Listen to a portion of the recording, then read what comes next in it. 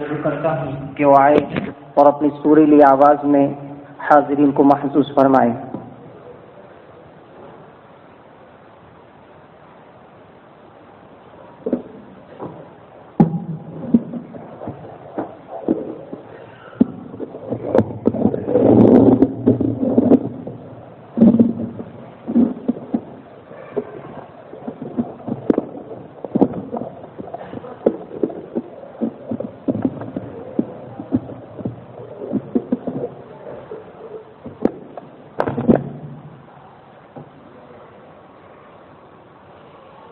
أعوذ بالله من الشيطان الرجيم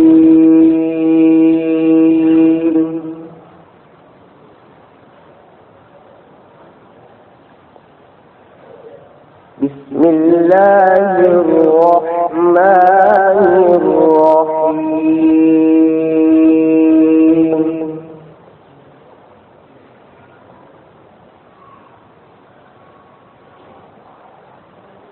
الحمد لله رب العالمين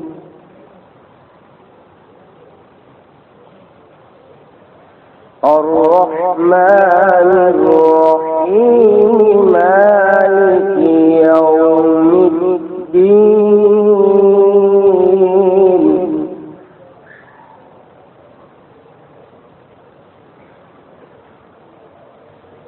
إياك نعبد وإياك نستعين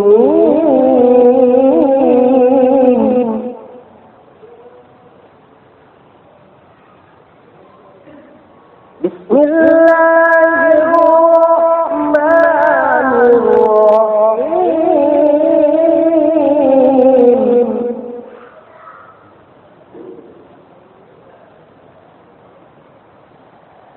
الحمد لله رب العالمين الرحمن الرحيم مالك يوم الدين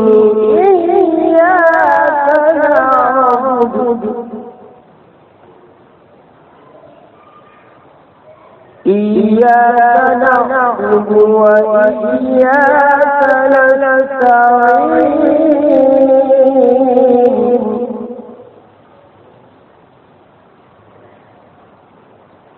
اهدنا الصراط المستقيم صراط الذين أنعمت عليهم غير المغضوب عليهم ولا الضالين.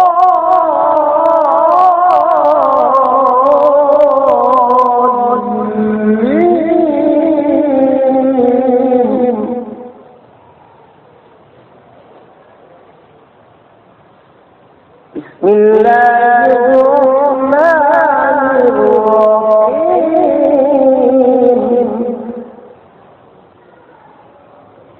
ألف لام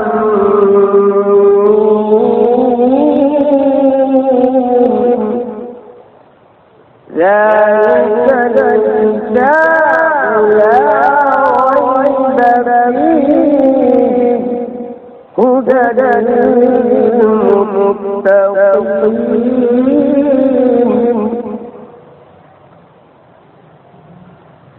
الذين يؤمنون بالغيب ويقيمون الصلاة ومما رزقناهم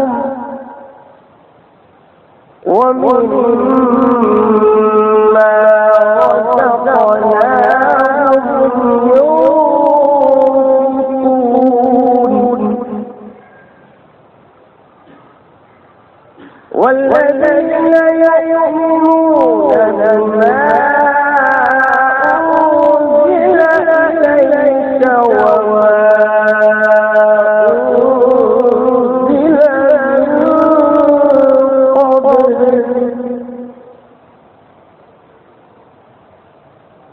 وبالآخرة هم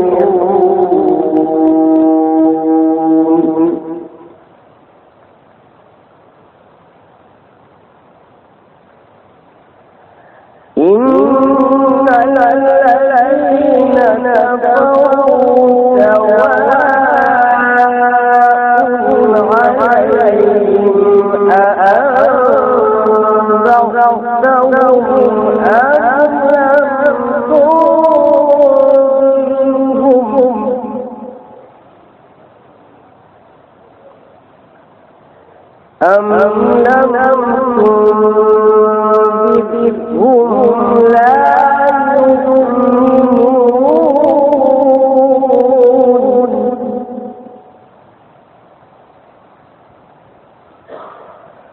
ختم الله على قلوبهم وعلى سمعهم وعلى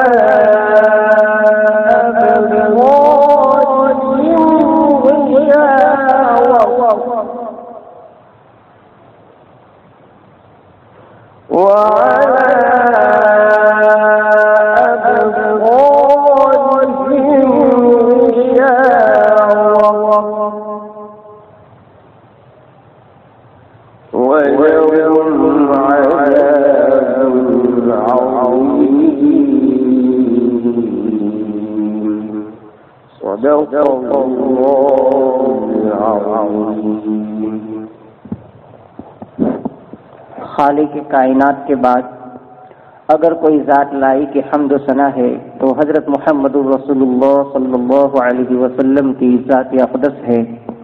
एक पल भी मोहब्बत छुप न सकी जब तेरा किसी ने नाम लिया। मैं बारगाह रिसालत में नजराने अक़ीदत पेश करने के लिए मानवी शहर के भाई ताहिर को मदऊ करता हूँ कि वो आए और नाअतुन नबी सुनाएं।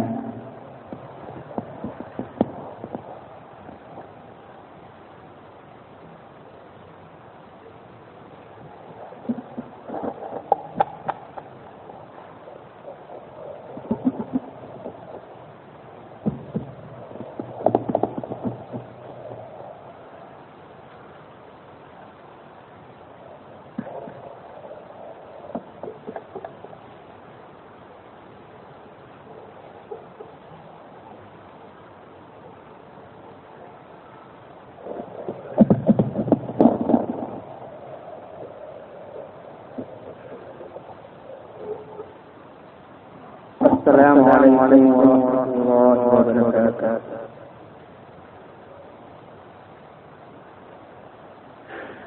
मेरी उल्फत मदीने से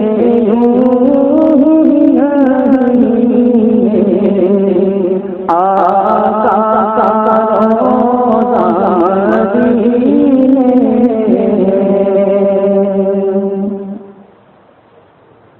मैं मदीने की जानिब न कैसे मेरा दी और दुनिया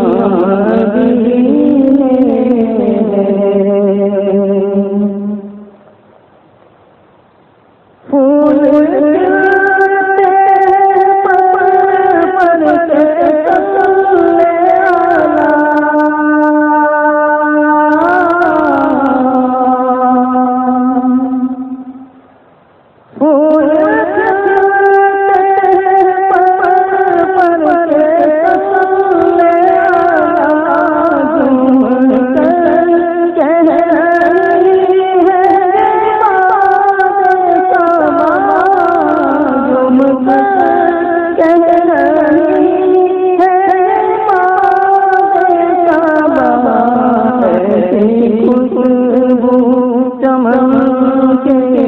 پھولوں میں کہاں جیسے خوشبو نبی کے پسینے میری الفت مدینے سے یوں ہی نہیں میرے آقا روضہ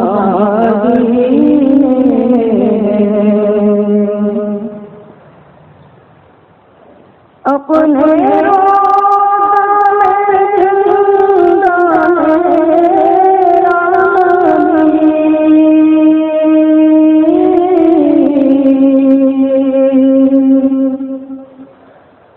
اپنے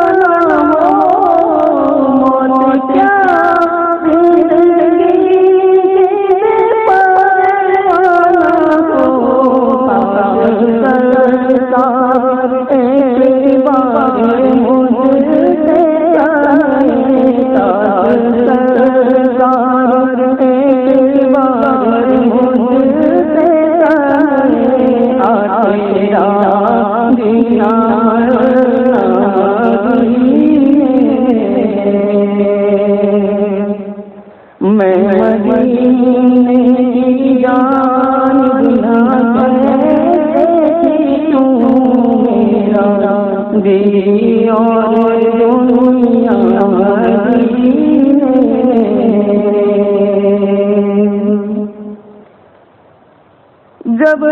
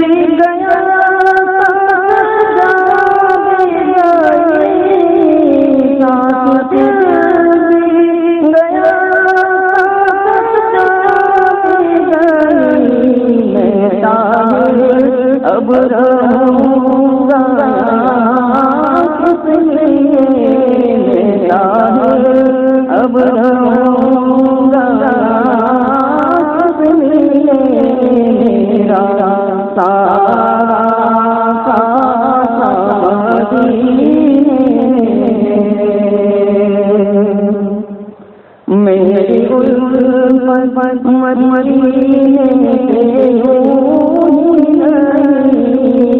سے آقا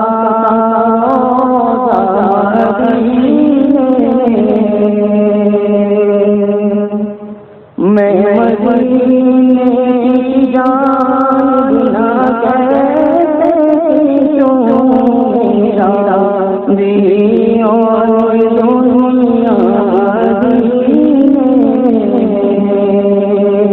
میں یہاں میرا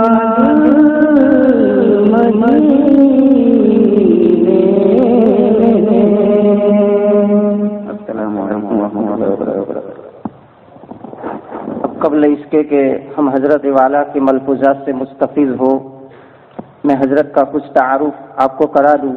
ایسے تو حضرت غیرامی کی ذات کوئی تعارف کی محتاج نہیں ہے، ملک کا چپا چپا جانتے ہیں، ملک بیرون ملک میں حضرت کے ذریعہ قول اللہ و قول الرسول کی صدائیں گونجتی ہے۔ ایک محقق مقرر کی حیثیت سے حضرت سرخیل ہے، جیسے بقول حضرت الاستاذ مولانا مفتی سعید صاحب پالنپوری، وہ اکثر عصر کے بعد جب ان کی مجلس لگتی تھی تو حضرت کے پاس بہت سارے مصنفین اپنی کتابوں میں تصدیق لینے کے لیے آیا کرتے تھے، تو حضرت ایک جملہ فرماتے تھے کہ کتابیں بہت ساری چھپ رہی ہے، لیکن بعض کتابیں امت کے لیے فائدہ مند ہوتی ہیں۔ بس ویسے ہی ہے، بیانات تو دنیا کے گوشے گوشے میں ہو رہے ہیں، لیکن حضرت والا کی وہ محقق باتیں اور حضرت کا وہ حدیث کی روشنی میں حدیث کے نکات بیان کرنا عجیب و غریب انداز اللہ نے حضرت کو عطا فرمایا ہے۔ میں اکثر حضرت کے بیانات سنتا ہوں اور وہ جو علمی نکات بیان فرماتے ہیں اور خصوصاً حضرات علماء کے لیے وہ بہت دلچسپ ہوتے ہیں۔ حضرت والا کوسمبا سے نکلنے والے ایک میگزین جس کو الحنیف کے نام سے جانا جاتا ہے، اس کے سرپرست ہے، اس کے ایڈیٹر ہے۔ اس میں حضرت کا ایک مضمون بھی ابھی پچھلے مہینے میں حضرت کا چھپا تھا، بدغمانی کے متعلق بڑی محقق باتیں حضرت نے اس میں نقل فرمائی تھی۔ حضرت والا کئی مسلم تنظیموں سے منسلک ہیں، خصوصاً ہماری وہ مشہور و معروف مسلم تنظیم جمعیت علماء ہند، صوبہ گجرات کے جمعیت علماء ہند کے حضرت صدر ہیں۔ مسلم پرسنل لا بورڈ سے بھی حضرت منسلک ہے، اور کئی ایسے سماجی کام ہیں جس میں حضرت اپنا قیمتی وقت نکال کر کے امت کے لیے نکال کر کے اس میں مشغول ہوتے ہیں۔ یہ ہمارے لیے ایک فخر کی چیز ہے کہ ہزاروں مشغولیتوں اور مصروفیات کے باوجود بھی حضرت ہمارے اس مانوی شہر میں تشریف لائے۔ یہ ہمارے لیے بڑی شادمانی کا موقع ہے۔ قرآن پاک کہتا ہے وَذَكِّرْ فَإِنَّ الذِّكْرَ تَنفَعُ الْمُؤْمِنِينَ۔ اللہ کے نبی علیہ السلام کو اللہ تعالیٰ نے حکم فرمایا کہ نبی آپ ان لوگوں کو نصیحت کیجئے، ان کے سامنے بیان کیجئے، ان کے سامنے میری باتیں بیان کیجئے، یا آپ کا بیان کرنا ان کو نفع پہنچائے گا۔ یہ صلحاء کے بیانات، اللہ والوں کے بیانات، یہ کوئی ایک رواج نہیں ہے۔ ہم سمجھتے ہیں سرسری بیانات ہوتے ہیں، سن لیا ایک کان سے سن کر دوسرے کان سے نکال دیا، بلکہ بعض حضرات اپنی مشغولیتوں کی وجہ سے یہاں پہنچ بھی نہیں پاتے۔ یہ بہت دردناک بات ہوتی ہے، یہ ایک افسوسناک بات ہوتی ہے کہ ایسی مجلس بعض ہی مرتبہ لگتی ہے اللہ والوں کی، اور اللہ کے نبی علیہ الصلاۃ والسلام نے ایسی مجلسوں میں جوڑنے کی امت کو تاکید فرمائی ہے۔ یہ صلحاء میں حضرت کا شمار ہوتا ہے، یہ ہمارے لیے بڑی قیمتی مجلس ہے۔ حضرت جامعہ قاسمیہ کھرور جو ہمارے گجرات کا اور خصوصاً صوبہ سورت علاقے کا ایک مشہور و معروف دینی ادارہ ہے، حضرت وہاں کے شیخ الحدیث ہے اور حدیث کی دنیا میں حضرت سرخیل ہے۔ یہ ایک مختصر سا تعارف تھا، ایسے تو حضرت کا تعارف گرانا گویا یوں ہے کہ سورج کو چراغ دکھانا ہے۔ میری فقط کہا کہ حضرت کا آپ کو تعارف کراؤں۔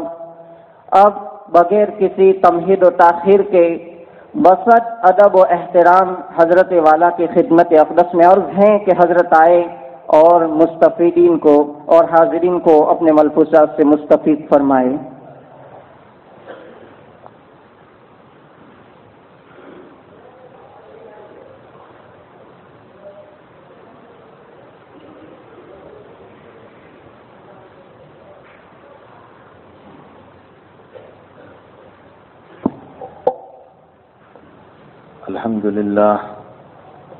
الحمد لله نحمده ونستعينه ونستغفره ونؤمن به ونتوكل عليه ونعوذ بالله من شرور أنفسنا ومن سيئات أعمالنا من يهده الله فلا مضل له ومن يضلله فلا هادي له ونشهد أن لا إله إلا الله وحده لا شريك له ونشهد أن سيدنا ومولانا محمدا عبده ورسوله أما بعد أعوذ بالله من الشيطان الرجيم بسم الله الرحمن الرحيم ويل لكل همزة لمزة الذي جمع مالا وعدده يحسب أن ماله أخلده كلا لينبذن في الحطمة وما أدراك ما الحطمة نار الله الموقدة التي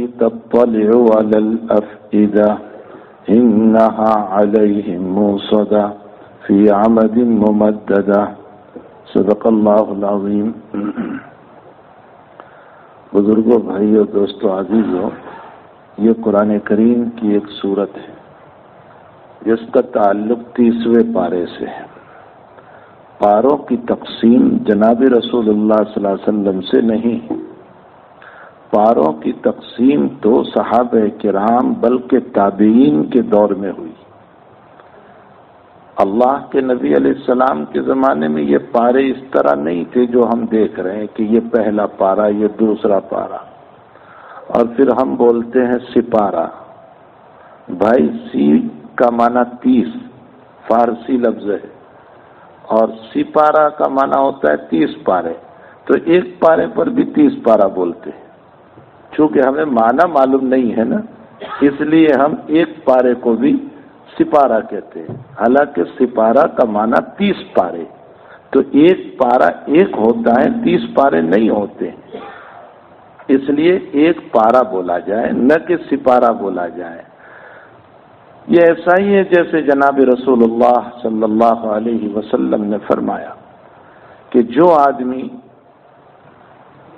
سورہ اخلاص، اللہ کے حبیب نے صحابہ سے فرمایا کوئی ہے تم میں سے جو رات میں ثلث قرآن پڑھے۔ ثلث قرآن کا معنی 1/3، اپنے گجراتی میں 1/3۔ اللہ کے نبی نے فرمایا ہے تم میں سے کوئی جو رات میں 1/3 قرآن پڑھے، 1/3 قرآن پڑھے۔ صحابہ نے فرمایا ایسا کون ہوگا جو اتنا سارا قرآن پڑھ لے؟ تو حضرت نے فرمایا من قرأ سورۃ الاخلاص مرتن، جو ایک مرتبہ قل هو اللہ شریف پڑھ لے، ایک مرتبہ، تو ثلث القرآن 1/3 قرآن کا ثواب ملتا ہے۔ تو 3 مرتبہ قل هو اللہ پڑھ لے تو 3/3 یعنی 1 قرآن کا ثواب۔ اب یہ تو بہت آسان ہو گیا، کل سے ہم قرآن نہیں پڑھیں گے، روزانہ 3 قل هو اللہ پڑھ لیا کریں گے، آسان سا مسئلہ ہو گیا ہمارے لیے۔ تو میرے بھائیوں، اس کو کہا جاتا ہے فضلی ثواب۔ فضلی کا معنی ہوتا ہے فضیلت۔ اللہ کے حبیب نے سورہ اخلاص کی فضیلت بیان فرمائی۔ علماء نے لکھا ہے کہ پورا قرآن 3 چیزوں پر منقسم ہے، یعنی پورے قرآن میں 3 باتیں: احکام، مسائل، قصص، قصے، اور تیسرا اللہ کی ذات و صفات۔ تو 3 مضمون پر پورا قرآن ہوا، تو اس کا مطلب یہ نکلا کہ اللہ کی ذات و صفات ایک سلس 1/3، احکام 1/3 اور قصے اور قصص 1/3، تینوں مل کر پورا قرآن ہوا۔ اب آپ نے سورہ اخلاص کو، قل هو اللہ کو 3 مرتبہ ریپیٹ کیا، 3 مرتبہ پڑھا، تو ایک ہی مضمون تو ریپیٹ ہوا۔ اللہ کی ذات اور صفات کا مضمون آپ نے 3 مرتبہ پڑھا، پھر وہ احکام کہاں چلے گئے، وہ قصے کہاں چلے گئے جو قرآن میں ہے؟ تو 2/3 تو آپ نے پڑھا نہیں، 1/3 کو ریپیٹ کیا، تو قرآن کا ایک ہی مضمون آپ نے ریپیٹ کیا 3 مرتبہ، تو پھر پورے قرآن کا ثواب کیسے مل جائے گا؟ اس لیے جس نے 3 مرتبہ قل هو اللہ پڑھا تو فضیلت اس کی یہ ہے کہ اللہ تعالیٰ اس کو قرآن کے برابر ثواب عطا فرمائیں گے، لیکن جو آدمی پورا قرآن پڑھتا ہے اس کا ثواب کچھ اور ہے۔ آج کل یہ مشہور ہو گیا ہے 3 قل هو اللہ، کہیں قرآن خوانی بھی ہوتی ہے تو بیٹھے بیٹھے 3 قل هو اللہ پڑھ لیتے ہیں۔ ایک صاحب کا لطیفہ ہے کہ کوئی ایک صاحب ان کو رمضان میں 40,000 روپے دیتے تھے اور ان کو یہ کہتے تھے کہ 40 قرآن میرے رشتہ داروں کے لیے تم پڑھ کر ایصال ثواب کر لینا۔ خود ان صاحب نے مجھ کو یہ بیان کیا کہ میں ایک دن میں 40 قرآن پورے کر لیتا ہوں۔ میں نے کہا یہ کیسے؟ ایک دن میں ایک قرآن پورا نہیں ہوتا، تم 40 قرآن کیسے پورے کر لیتے ہو؟ تو کہا 3 قل هو اللہ 1 قرآن، تو میں دن میں 3 قل هو اللہ 1 قرآن، 3 قل هو اللہ 1 قرآن، اس طرح 40 پورے کر لیتا ہوں، 40,000 جیب میں رکھ دیتا ہوں۔ لا حول ولا قوت الا باللہ۔ تو یہ فضلی ثواب ہے، فضیلت ہے۔ اصلی ثواب جو پورا قرآن پڑھنے سے ملتا ہے وہ اخلاص پر نہیں ملے گا، سورہ اخلاص پر یہ ثواب نہیں ملے گا جو پورے قرآن کا اصلی ثواب ہے۔ اللہ امت کو صحیح سمجھ نصیب فرمائے۔ تو بہرحال میرے بھائیو، یہ جو میں نے سورت پڑھی یہ 30ویں پارے کی سورت ہے۔ ہم سپارہ بولتے ہیں، سپارہ نہیں پارہ ہے۔ قرآن کریم کو قرآن کیوں کہا جاتا ہے؟ پوری زندگی ہو گئی، داڑھی سفید ہو گئی، آج تک ہمیں قرآن کا معنی ہی پتہ نہیں کہ قرآن کو قرآن کیوں کہا جاتا ہے۔ زندگیاں پوری ہو گئی ہماری۔ قرآن کا معنی ہوتا ہے جمع کرنا، اور قرآن کریم کے اندر صورتوں کو جمع کیا، آیات کو جمع کیا، الفاظ کو جمع کیا، ان تمام کو جمع کرنے کی وجہ سے قرآن کو قرآن کہا گیا۔ قرآن فَإِذَا قَرَأْنَاهُ فَاتَّبِعْ قُرْآنَ، جب ہم آپ کے دل میں اس قرآن کو جما دیں تو پھر آپ اس کی اتباع کیجیے، آپ اس کو پڑھیے۔ تو قرآن کا معنی ہوتا ہے جمانا۔ تو یہ پارے، یہ رکوع، یہ جو ہے منزل وغیرہ جو ہے یہ حضور پاک صلی اللہ علیہ وسلم سے نہیں ہے، یہ بات کی بات ہے۔ صحابہ کرام نے پورے قرآن کو 7 حصوں پر تقسیم کیا تھا، جس کو آج کل ہم 7 منزل کہتے ہیں۔ یہ صحابہ کرام نے تقسیم کیا تھا اپنی سہولت کے لیے، تاکہ اس طرح تقسیم ہو جائیں تو روزانہ پڑھنا آسان ہو جائے کہ آج اتنا پڑھ لوں گا، کل اتنا پڑھ لوں گا، پرسوں اتنا پڑھ لوں گا۔ رکوع کے جو مسائل ہیں یہ سارے کے سارے مسائل، اور یہ پاروں کے جو مسائل ہیں یہ سارے کے سارے مسائل حجاج ابن یوسف نے اپنے زمانے کے علماء سے کروائے۔ حجاج ابن یوسف نے نہیں کیا ہے، اس کے حکم سے اس زمانے کے علماء نے کچھ آیات متعین کی کہ اتنی آیات پر ایک رکوع، مضامین کو متعین کیا اور یہ ثابت کیا۔ اسی لیے آپ دیکھیں کبھی ایک پارہ ختم ہوتا ہے، وہاں سے رکوع شروع ہوتا ہے تو اگلے پارے کے شروع میں جا کر ختم ہوتا ہے۔ یہی وجہ ہے کہ بعض مرتبہ ترتیب قرآنی کو آپ دیکھو گے تو ایک پارہ ختم ہو رہا ہے، اس کی آخری آیت جو ہے اس پر سورت شروع ہو رہی ہے اور پھر اگلا پارا شروع ہو رہا ہے. 13ویں پارے کے اندر آپ دیکھ لیں بالکل پارا ختم ہوا اور ایک آیت باقی رہی اور پارا جو ہے سورت شروع ہوئی اور پھر 14واں پارا ربما یود الذین کفروا شروع ہوتا ہے. تو حقیقت یہ ہے کہ یہ جو تقسیم جو ہے پاروں کی تقسیم، رکوع کی تقسیم، یہ حجاج ابن یوسف کے زمانے میں کی گئی تاکہ پڑھنے میں سہولت رہے، آسانی رہے، عافیت سے قرآن پڑھا جائے، آسانی سے پڑھا جائے. تو بہرحال میرے بھائیوں، یہ جو میں نے سورت پڑھی یہ 30ویں پارے کی ہے. قرآن کریم ایک عظیم الشان کتاب ہے. ابھی جب مولوی صاحب سورہ فاتحہ تلاوت کر رہے تھے تو میرا ذہن سورہ فاتحہ کے معانی میں گشت کر رہا تھا، میں اس کے مضامین کو سوچ رہا تھا. ایسی زبردست سورت ہے. جلال الدین سیوطی رحمت اللہ علیہ نے اپنی کتاب الاتقان فی علوم القرآن میں سورہ فاتحہ کے 25 نام لکھے ہیں. ایک نام نہیں، سورت کے 25 نام. اس کو سورہ فاتحہ بھی کہا جاتا ہے، اس کو سورہ شافعیہ بھی کہا جاتا ہے.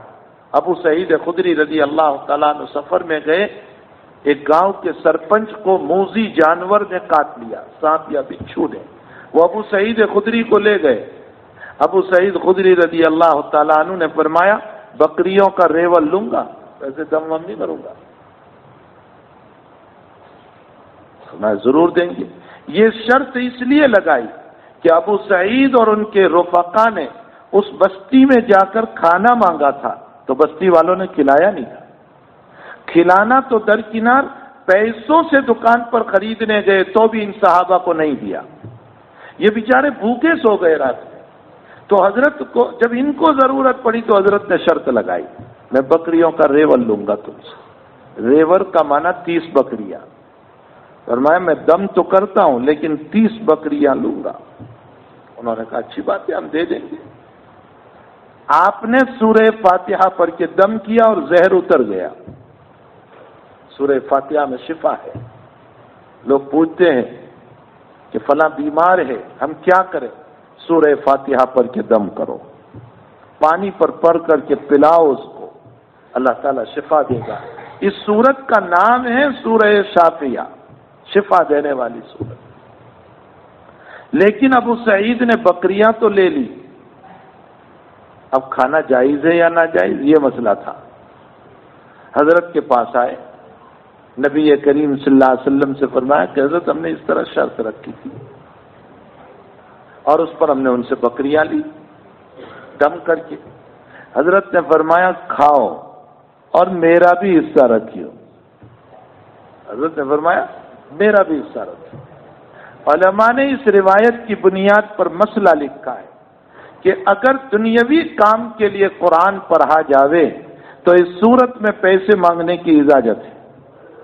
دنیاوی کام کے لیے مثلا یہ کہ کوئی دکان کا افتتاح کرا رہا ہے، کوئی مکان کا افتتاح کرا رہا ہے اور قرآن خوانی رکھتا ہے تو اس روایت کی بنیاد پر فقہا نے مسئلہ نکالا کہ آپ اپنے گھر کا، مکان کا، دکان کا افتتاح کر رہے ہیں، امور دنیا کے قبیل سے ہے وہاں دم کرنا، تو یہ بھی امور دنیا کے قبیل سے ہم آپ سے 5000 روپے لیں گے.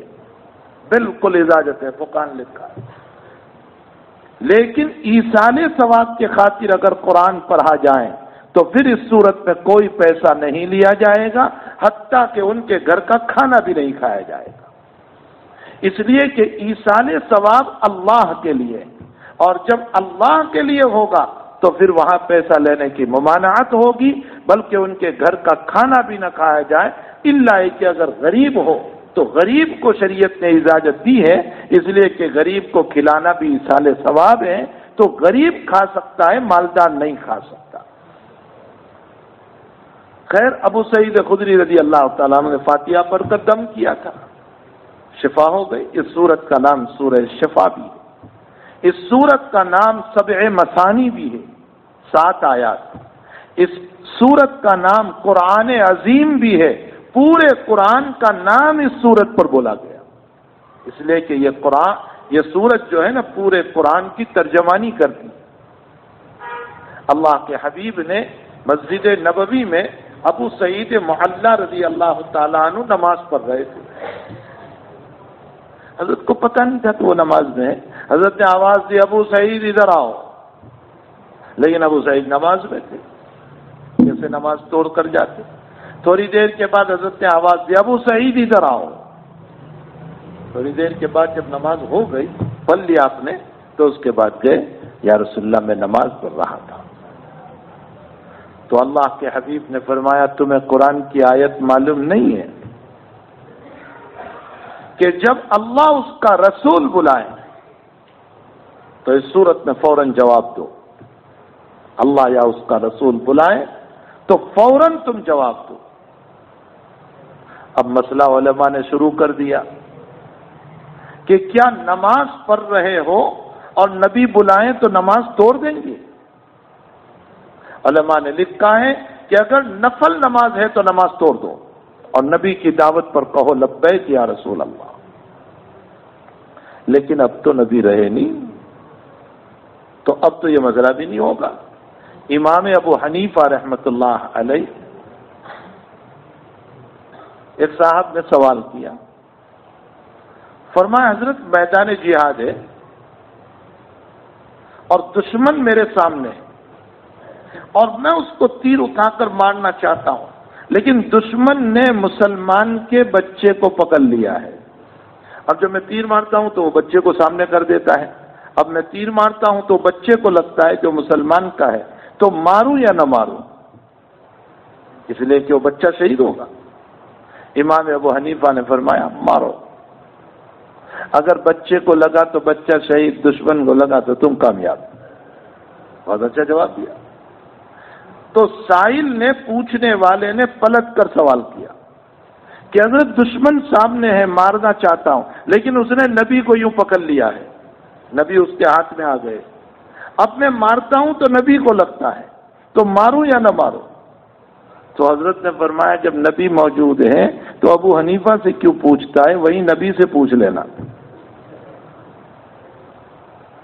حضرت امام ابو حنیفہ نے اشارہ فرمایا کہ نبوت کا سلسلہ ختم ہو گیا، اب تیرا سوال بیکار ہے، عبث ہے، لغو ہے.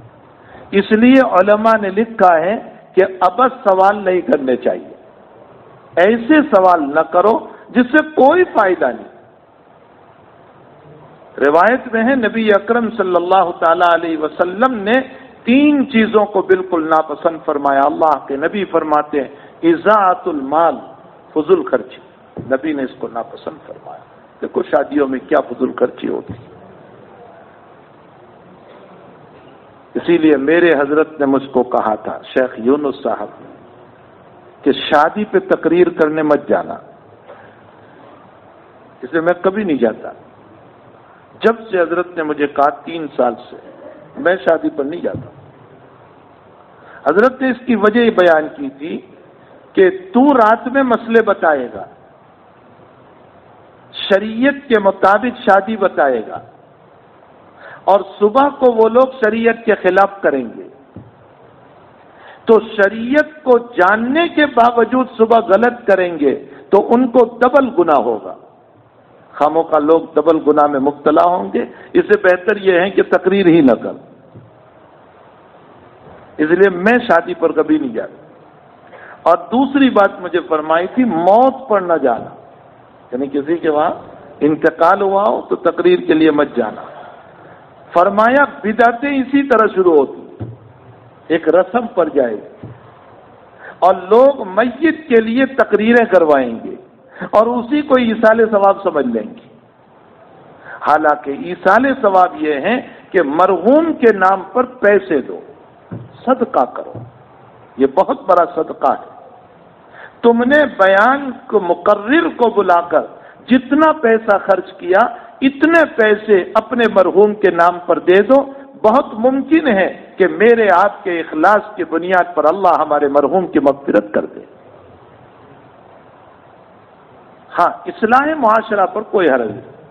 جیسے ہماری یہ مجلس ہے، اصلاح معاشرہ پر، معاشرے کی اصلاح، سماج سدھارنا، تو اصلاح معاشرہ پر کوئی عرض نہیں۔ تو بہرحال میرے بھائیوں، اللہ کے حبیب کو 3 باتیں بہت ناپسند تھی۔ اضاعت المال، مال میں فضول خرچ، کثرت سوال، بہت زیادہ سوال کرتے رہنا، وکیل و قال، خاموخواہ کے بے جا باتیں جس سے کوئی فائدہ نہیں۔ اب کوئی پوچھ رہا ہے مول صاحب یزید پر لعنت کرنا کیسا ہے؟ بھائی تو یزید پر لعنت کر کے تجھے کیا ملے گا؟ تو اپنی زندگی کو بنا۔ اگر تو نے یزید پر لعنت نہیں کی تو قیامت میں اللہ تجھ کو یہ نہیں پوچھنے والا ہے کہ تو نے یزید پر لعنت کی تھی یا نہیں، لیکن اللہ تجھے یہ ضرور پوچھے گا کہ تیری زندگی تو نے بنائی تھی یا نہیں۔ تو بلا وجہ کے سوالات قائم کرنا جس سے کوئی دین کا بھی فائدہ نہیں، دنیا کا بھی فائدہ نہیں، ایسے سوال سے اپنے آپ کو بچانا چاہیے۔ اللہ کے حبیب پاک صلی اللہ علیہ وسلم کو ایسی باتیں بالکل ناپسند تھی۔ ایک صحابی رضی اللہ تعالیٰ عنہ نے فرمایا یا رسول اللہ صلی اللہ علیہ وسلم کسی کا اونٹ مجھے مل گیا، گم ہو گیا تھا، مجھے مل گیا، تو میں اس کے اونٹ کو اٹھا لوں، گھر لے جاؤں اس کو پکڑ کے؟ تو حضرت غصے ہو گئے۔ فتغیر وجہ رسول اللہ صلی اللہ علیہ وسلم، حضرت کا چہرہ انور بدل گیا اور حضرت نے فرمایا تجھے اونٹ سے کیا لینا دینا؟ اللہ نے سکا اوہا وحیزا اوہا، اس کے پیٹ میں بہت بڑی ٹنکی رکھی ہے پانی کی اور کھانے کی، وہ کھاتا رہے گا، پانی پیتا رہے گا، چرتا رہے گا، یہاں تک کہ اس کا مالک اس کو پکڑ لے گا۔ تجھے کیا پری ہے کہ کسی کے اونٹ کو اٹھا لے؟ اللہ کے حبیب نے بیضا سوال کو پسند نہیں فرمایا۔ تو خیر میرے بھائیوں، یہ الحمد شریف جب پڑھی جا رہی تھی تو میرا دماغ گشت کر رہا تھا ان آیات کے مضامین پر کہ اب تعالیٰ جل شانہ نے سورہ فاتحہ میں کیا باتیں رکھی ہے۔ اس کو سبع مثانی کہا گیا، اس کو قرآن عظیم کہا گیا۔ ابو سعید معلّہ نماز پڑھ رہے تھے، حضرت نے فرمایا یا ابا سعید، وہ نماز میں تھے، تھوڑی دیر کے بعد پھر آواز، وہ نماز پڑھ کے گئے، یا رسول اللہ میں نماز پڑھ رہا تھا۔ حضرت نے فرمایا تمہیں نہیں معلوم اللہ اس کا رسول جب بلائیں تو چلو۔ خیر مسئلہ ہو گیا۔ اللہ کے حبیب نے فرمایا ابو سعید تجھے میں مسجد سے نکلنے سے پہلے ایسی صورت بتاؤں گا جو دنیا وما فیہا سے افضل ہے۔ اب اللہ کے نبی چل رہے ہیں، ابو سعید کا ہاتھ پکڑے ہوئے ہیں، مسجد سے باہر نکل رہے۔ ابو سعید کو یاد آیا کہ حضرت نے مسجد سے نکلنے سے پہلے مجھے کوئی صورت بتانے کو کہا تھا، تو وہ کون سی صورت ہے؟ حضرت شاید بھول گئے۔ فرمایا یا رسول اللہ وہ آپ نے کوئی صورت مجھے بتانے کو کہا تھا جو بہت افضل ہے۔ اللہ کے حبیب نے فرمایا الحمدللہ رب العالمین، یہ صورت بہت افضل ہے، اسی لیے ہر نماز کی ہر رکعت میں اس کو رکھا گیا۔ ہر نماز کی ہر رکعت، تم چاہے فرض پڑھو، نفل پڑھو، سنت پڑھو، وتر پڑھو، جو بھی تم نماز پڑھو گے الحمد شریف تمہیں پڑھنا ہوگا، اور اس کو واجب قرار دیا۔ 4 رکعت والی نماز میں پہلی 2 رکعت میں اس کو واجب قرار دیا، اور جس نے الحمد شریف کو چھوڑ دیا سجدۃ السہو کرنا پڑے گا اس کو۔ اللہ اس میں پہلا لفظ کہہ رہا ہے الحمدللہ رب العالمین، تمام تعریفیں اس اللہ کے لیے ہیں جو سارے جہان کا رب ہے۔ رب کے 4 معنی، رب کے 4 معنی۔ رب کا ایک معنی ہوتا ہے آقا، اللہ ہمارا آقا ہے، ہم اس کے غلام ہیں۔ رب کا معنی سید، وہ ہمارا سردار ہے، ہم اس کے غلام ہیں۔ رب کا معنی مدبر، تیسرا معنی مدبر، تدبیر کرنے والا، وہ ہمارے لیے تدبیریں کرتا ہے۔ ہماری پیدائش سے لے کر موت تک تدبیریں اس کی چلتی ہیں، اسی کی تدبیریں چلتی ہیں۔ پیدا ہوئے تو کیسی تدبیر اس نے کی؟ 9 مہینے ماں کے پیٹ میں رکھا۔ علامہ سری سقطی رحمت اللہ علیہ فرماتے ہیں کہ ماں کے پیٹ میں تجھے غذا پہنچائی تو کہاں سے پہنچائی؟ منہ سے نہیں، ناک سے، یا نلکی ہوتی ہے، یہاں سے پہنچائی۔ کیوں؟ فرمایا تیری غذا ماں کے پیٹ میں رہتے ہوئے ناپاک خون ہے، اور ناپاک خون میں اس زبان پر جانے نہیں دوں گا، اس لیے کہ تو اس سے میرا نام لینے والا ہے۔ علماء نے لکھا ہے کہ اللہ نے تیری زبان کو ماں کے پیٹ میں گندے خون سے پاک رکھا، تو دنیا میں آنے کے بعد حرام لقموں سے کیوں ناپاک کر رہا ہے؟ حرام لقموں خود بھی کھا رہا ہے، اپنی اولاد کو بھی کھلا رہا ہے۔ ماں ابراہیم صاحب نے ایک بات کہی تھی اتھورا اجتماع میں، اگر آپ کو یاد ہو، مولانا نے کہا تھا سب کو فکر یہ ہے کہ میری اولاد کھاتی پیتی ہو جائے، کھاتی پیتی، میری اولاد کھاتی پیتی ہو جائے۔ بھائی کھانا پینا کوئی چیز نہیں ہے، اللہ کھانا پینا تو غیر مسلم کو بھی دیتا ہے، بلکہ وہ ہم سے اچھا کھاتے ہیں، ان کے پاس بنگلے ہیں، کار ہیں، ہمارے پاس نہیں ہے، بہترین قسم کے ان کے کھانے ہیں۔ قرآن میں اللہ کہتا ہے اے مسلمانوں، تمہارے اگر ایمان چھوڑنے کا خطرہ نہ ہوتا تو میں ان غیر مسلموں کو، میرے نافرمانوں کو، میرے باغیوں کو، ان مشرکوں کو، ان کافروں کو، ان مرتدوں کو، ان میرے باغی بندوں کو ان کے مکان سونے اور چاندی کے بنا دیتا ہوں۔ لمعارج علیہا ولبیوتہم سقفا من فضۃ ومعارج علیہا، میں ان کی سیڑھیاں بھی سونے کی بنا دیتا، میں ان کی چھتیں بھی سونے کی بنا دیتا، میں ان کی دیواریں بھی سونے کی بنا دیتا، لیکن میں ان کو اتنا نہیں اس لیے دے رہا ہوں کہ کہیں تم اپنے ایمان کو جھوٹا سمجھ کر کفر کو سچا نہ سمجھ لو۔ ہمارے ایمان کے خاطر اللہ نے ان کو اتنا نہیں دیا۔ ارے آج ذرا سے ان کے بنگلے دیکھ رہے ہیں اور ان کے کھیت دیکھ رہے ہیں اور ان کی گاڑیاں دیکھ رہی ہے تو ابھی پانی ٹپک رہا ہے، اتنے میں پانی ٹپک رہا ہے۔ تو اگر اللہ ان کے مکانوں کو سونے اور چاندی کے بنا دیتا تو یقیناً ہم اپنا ایمان چھوڑ دیتے۔ حضرت ابراہیم علیہ نبینا علیہ الصلاۃ والسلام جب امتحانات میں کامیاب ہوئے، خوب سمجھو بات کو، قرآن سمجھو میرے بھائیو، بہت مزہ آتا ہے۔ ابراہیم علیہ السلام جب کامیاب ہوئے تو اللہ تعالیٰ نے ان کو ایوارڈ دیا، تمغہ، آج کل ایوارڈ کہتے ہیں اس کو۔ کیا ایوارڈ دیا؟ فرمایا انی جاعلک للناس اماما، میں تمہیں دنیا کا امام بناؤں گا۔ بہت بڑے۔ تو ابراہیم نے دیکھا کہ اللہ دینے پر آئے ہیں، تو جب دینے پر آئے تو اللہ ذرا اور بھی مانگوں۔ اچھا، میں اکثر اپنے بیانوں میں ایک بات کہتا ہوں کہ انسان کے مانگنے سے انسان کے خیالات کا پتہ چل جاتا ہے۔ وہ جیسا ڈیمانڈ کرتا ہے نا، جیسا سوال کرتا ہے، اس سے پتہ چل جاتا ہے کہ کہاں چالی لینا چاہیے۔ کسی نے کہا کہ مل صاحب دعا کرو 56 کروڑ کا چوتھائی مل جائے۔ معلوم ہوتا ہے حضرت دنیا کے چاہت والے، ان کا دماغ دنیا میں گھوم رہا ہے۔ کوئی کہہ رہا ہے مل صاحب دعا کرو عزت مل جائے، معلوم ہوتا ہے شہرت کا طالب ہے۔ جیسا سوال جواب ہوگا ویسے پتہ چل جائے گا کہ حضرت کہاں چل رہے ہیں۔ ایک صحابی رضی اللہ تعالیٰ عنہ، مسلم شریف میں روایت ہے، خدام رسول میں سے، خادمین رسول، اصحاب الصفہ میں سے، ان کا تعارف اسی طرح ہے، من اصحاب الصفہ و خادم رسول اللہ صلی اللہ علیہ وسلم۔ فرماتے ہیں کہ ایک رات فی اللیل میں حضرت کے لیے وضو کا پانی لے کر گیا۔ جب حضرت رات میں اٹھے تو وضو کا پانی لے کر گیا، حضرت کو میں نے وضو کرایا۔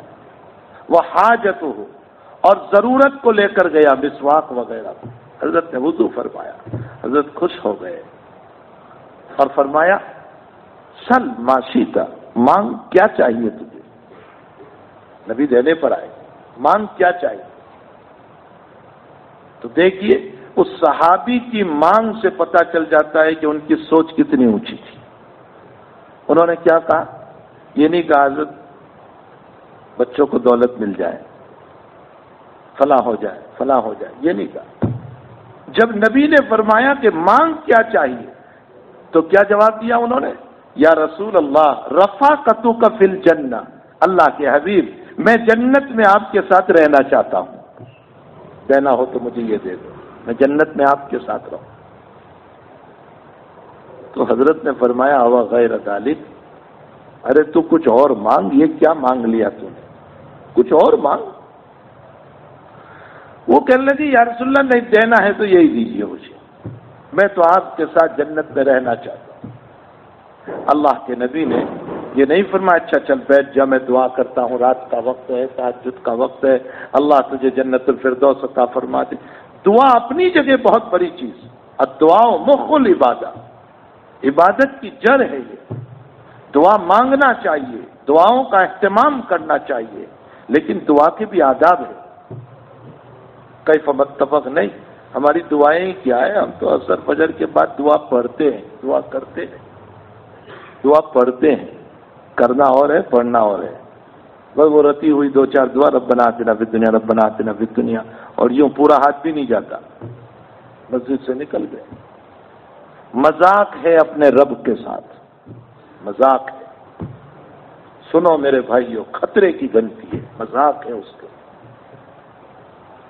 دنیا میں مجھے 10 روپے کی ضرورت ہوتی ہے، 1000 روپے کی، میں حاجی صاحب کے پاس جاتا ہوں، اپنی عزت رکھ دیتا ہوں، اپنی عزت داؤ پہ لگا دیتا ہوں، میری بیٹیوں کو بھی ذلیل کر دیتا ہوں کہ میرے گھر میں ایسا ہے، میری بچی ایسی ہے، میری بیوی ایسی ہے، میرے بچے ایسے ہیں، میں میری پوری عزت کو داؤ پہ لگا دیتا ہوں 1000 روپے کے لیے۔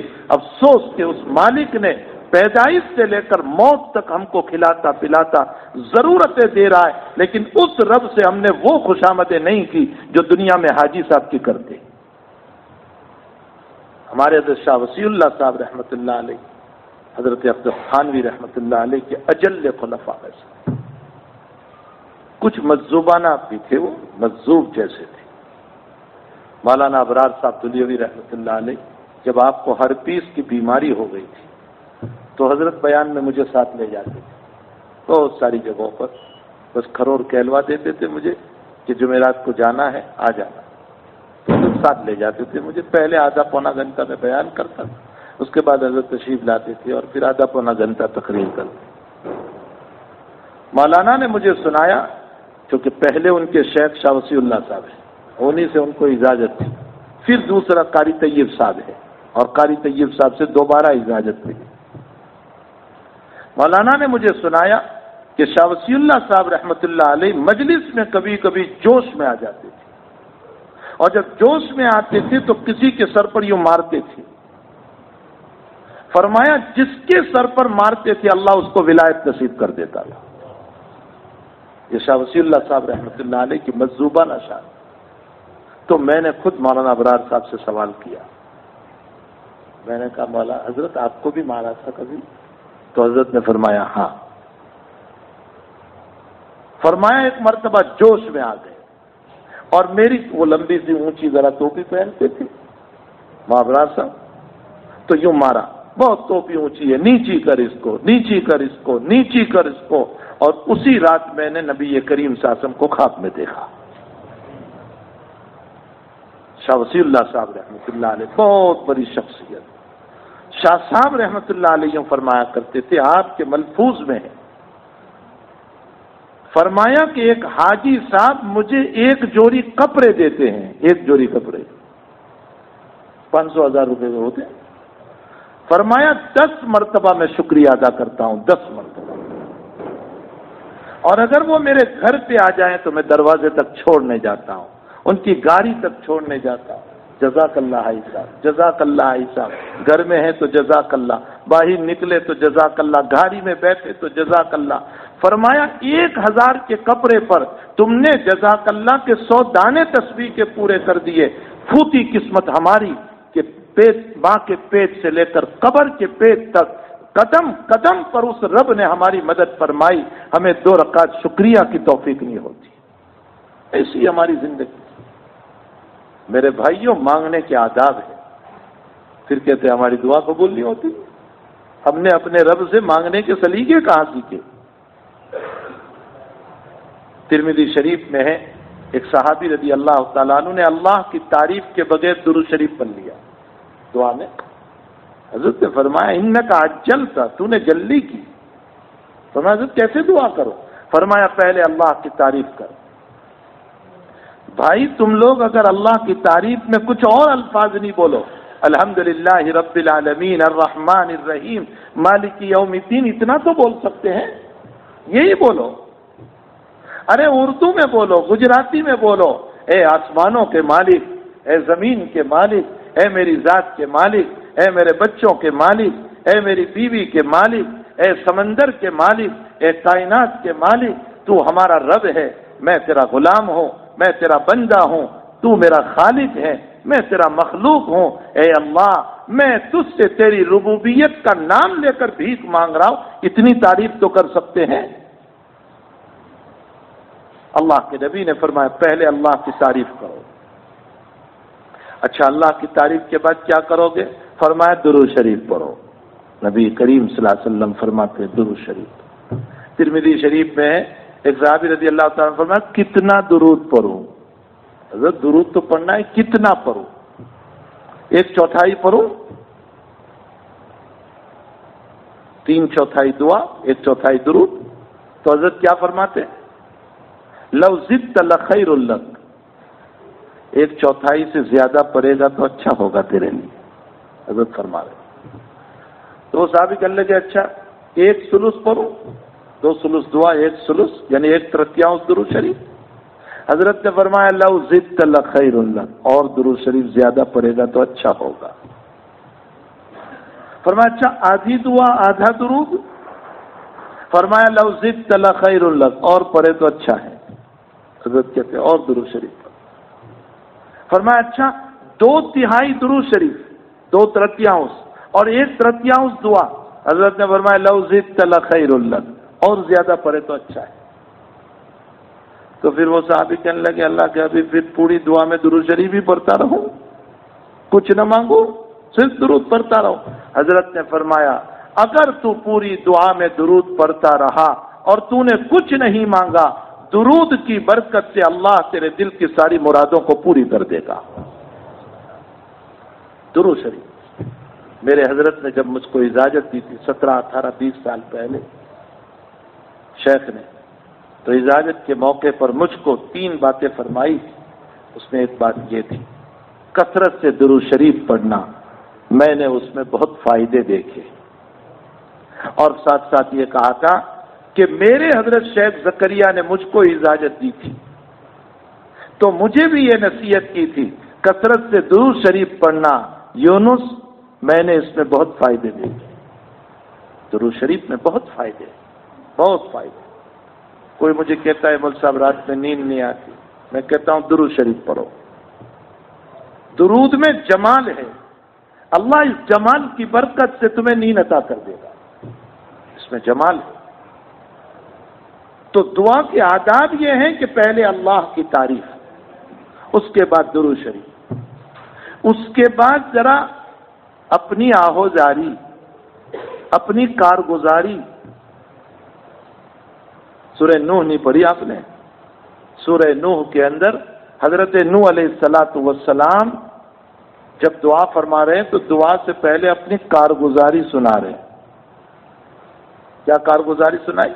رب انی دعوت قومی لیلا ونہارا فلم یزدہم دعائی الا فرارا وانی کلما دعوتہم لتغفر لہم جعلوا اصابعہم فی آذانہم واستغشوا ثیابہم وأصروا واستكبروا استكبارا ثم إني دعوتهم جهارا ثم إني أعلنت لهم وأسررت لهم إسرارا فقلت استغفروا ربكم إنه كان غفارا يرسل السماء عليكم مدرارا ويمددكم بأموال وبنين ويجعل لكم أنهارا ما لكم لا ترجون لله وقارا وقد خلقكم أطوارا۔ اے اللہ میں نے ان کو دن میں بھی دعوت دی، میں نے ان کو راتوں میں بھی دعوت دی، میں نے ان کو علانیہ بھی بلایا، میں نے ان کو خصوص میں بھی بلایا، میں نے عمومی گشت بھی کیا، میں نے خصوصی گشت بھی کیا۔ اے اللہ میں ان کے پیچھے رات دن دوڑتا رہا، جب جب میں ان کو دعوت دینے پہنچا انہوں نے اپنے چہرے پر پردہ کر لیا، اپنے کانوں میں انگلیاں ڈال دی اور یہ کہا نو ہم تیری بات نہیں سنیں گے۔ اے اللہ میں ان کے پیچھے رات دن دوڑتا رہا، میرے مالک میں نے ان کو یہ بھی کہا تم اللہ کو مان لو میری نبوت کے قائل ہو جاؤ، اللہ تمہارے گناہوں کو معاف کر دے گا۔ استغفروا ربکم انہ کان غفارا، اور صرف گناہ معاف نہیں کرے گا، وہ دولت بھی عطا کرے گا۔ یرسل السماء علیکم مدرارا، بارش برسائے گا، کھیتوں کو آباد کر دے گا۔ وَيُمْدِدْكُمْ بِأَمْوَالٍ وَبَنِينَ، وہ مال بھی عطا کرے گا، وہ دولت بھی عطا کرے گا، وہ اولاد بھی عطا کرے گا۔ بِأَمْوَالٍ وَبَنِينَ، اور تمہارے لیے نہروں کو، اے اللہ میں نے ان کو بہت سمجھایا، بہت منایا، لیکن ان میں سے کوئی میری بات نہیں مانتا۔ اے اللہ اب میں تجھ سے دعا کر رہا ہوں تو ان کو ہلاک کر دے۔ رب لا تذر علی الارض من الکافرین دیارا، اللہ ان میں سے ایک کو بھی نہ چھوڑ، ان کے دلوں پر کفر کا محل لگ چکا ہے، اب یہ ایمان میں آنے والے نہیں ہیں۔ اگر تو نے ان کو زندہ رکھا تو ان کی نسلوں سے کافر ہی پیدا ہوں گے، مشرک ہی پیدا ہوں گے، تیرے ماننے والے نہیں ہو سکتے۔ اللہ ان کی پکڑ فرما لے۔ دعا بعد میں آ رہی ہے، پہلے اپنی کارگزاری کو سنا رہے، تو پہلے اللہ کی تعریف، پھر درود شریف، پھر اپنی کارگزاری، اپنی آہوجاری، اپنی منت سماجت، اپنے آپ کو چھوٹا بتانا۔ میرے نبی علیہ السلام دعا کر رہے ہیں، اللہم انی اسألک مسألۃ المسکین، اے اللہ محمد تجھ سے ایسے بھیک مانگتا ہے جیسے ایک فقیر بھیک مانگا کرتا ہے۔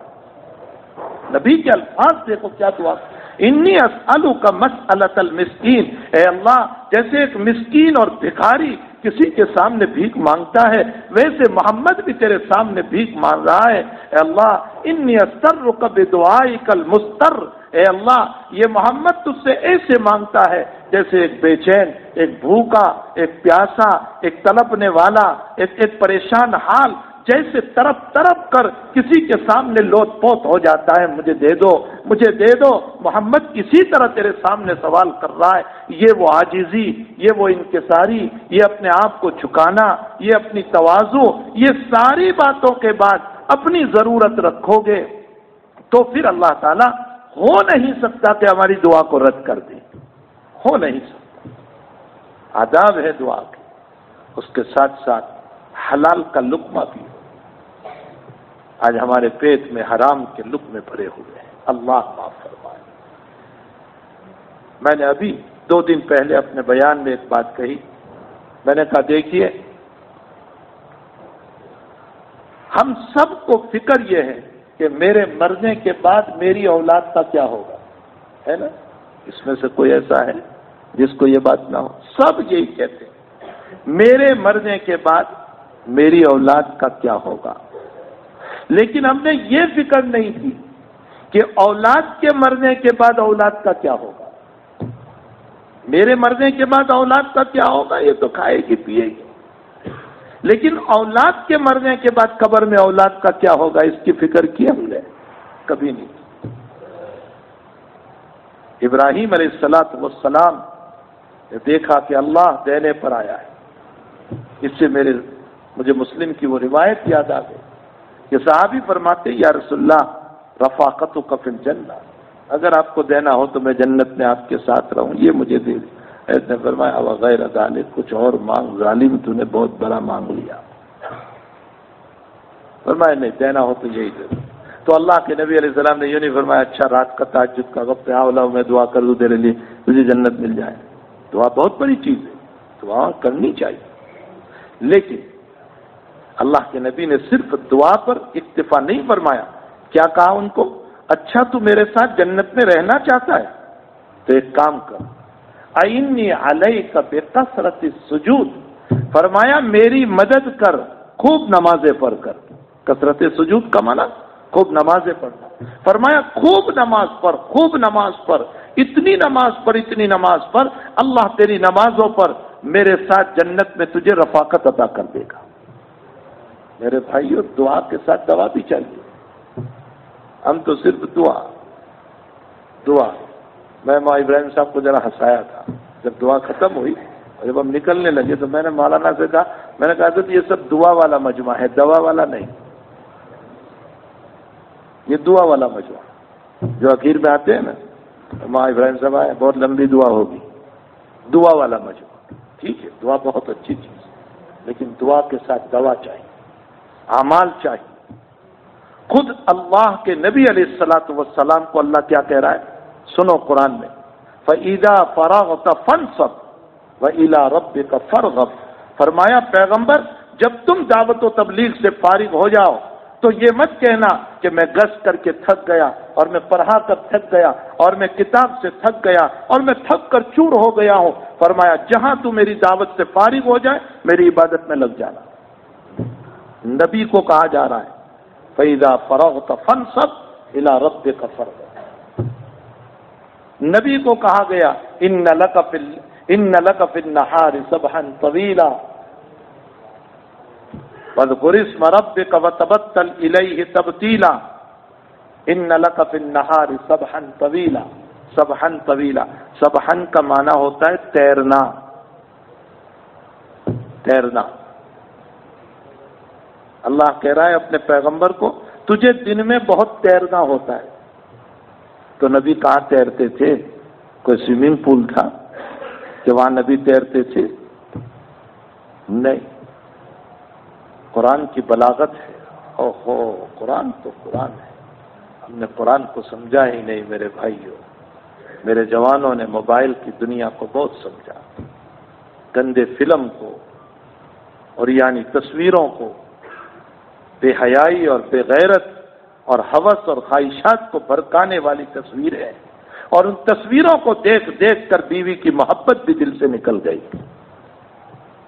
پھر وہ گھروں کے جھگڑے، پھر فساد، آپسی نفرتیں، طلاقوں کے مسئلے، اس کی بنیاد وہ گندی فلمیں، وہ گندی فلمیں. قرآن کریم تو ایک عجیب کتاب ہے. یہ جو الفاظ بولتا ہے نا قرآن، اس میں وہ معانی چھپے ہوئے ہوتے ہیں بڑے زبردست. ابراہیم و اسماعیل علیہ السلام نے کعبۃ اللہ بنایا. دیکھو کام کی بات. اور دعا کر رہے ہیں، قرآن میں ہے وہ دعا ربنا تقبل منا انک انت السمیع العلیم. اللہ ہماری طرف سے قبول فرما، تو بڑا سننے والا ہے، بڑا جاننے والا. یہ علماء جانتے ہیں تقبل عربی گرامر کے اعتبار سے باب تفاعل سے، اور باب تفاعل کا معنی ہوتا ہے تکلف. تکلف کا معنی اپنے وہاں کیا جاتا ہے زبردستی. زبردستی کا معنی کیا؟ بھائی تجھ کو اچھا نہیں لگتا پھر بھی کر لینے قبول. یہ ہے تقبل کا معنی. ابراہیم علیہ السلام نے یہ لفظ استعمال فرمایا ربنا تقبل منا. اے اللہ میری یہ تعمیر کعبہ کی وہ اس لائق تو نہیں ہے کہ میں تیرے دربار میں پیش کر سکوں. حقیر سی میری بات ہے، حقیر سا میرا کام ہے، لیکن اے اللہ نہ چاہتے ہوئے بھی تو قبول کر لے. کتنی تواضع والی دعا کی، کتنی تواضع والی دعا. اور ہم دو نماز نہیں پڑھتے کہ چھتا آسمان پر آپ اڑی ہے. ولایت کے دعوے ہو جاتے ہمارے دو نمازوں پر، ولایت کے دعوے. اور اگر تہجد پڑھتا ہو تو ساتویں آسمان پر جنتی میں گھومتا ہوا نظر آتا ہے کہ جنت میں پہنچ گیا. صحابہ کی زندگی انتہائی تواضع والی. عائشہ صدیقہ رضی اللہ تعالیٰ عنہ کے باب میں بخاری شریف میں سنو غور سے.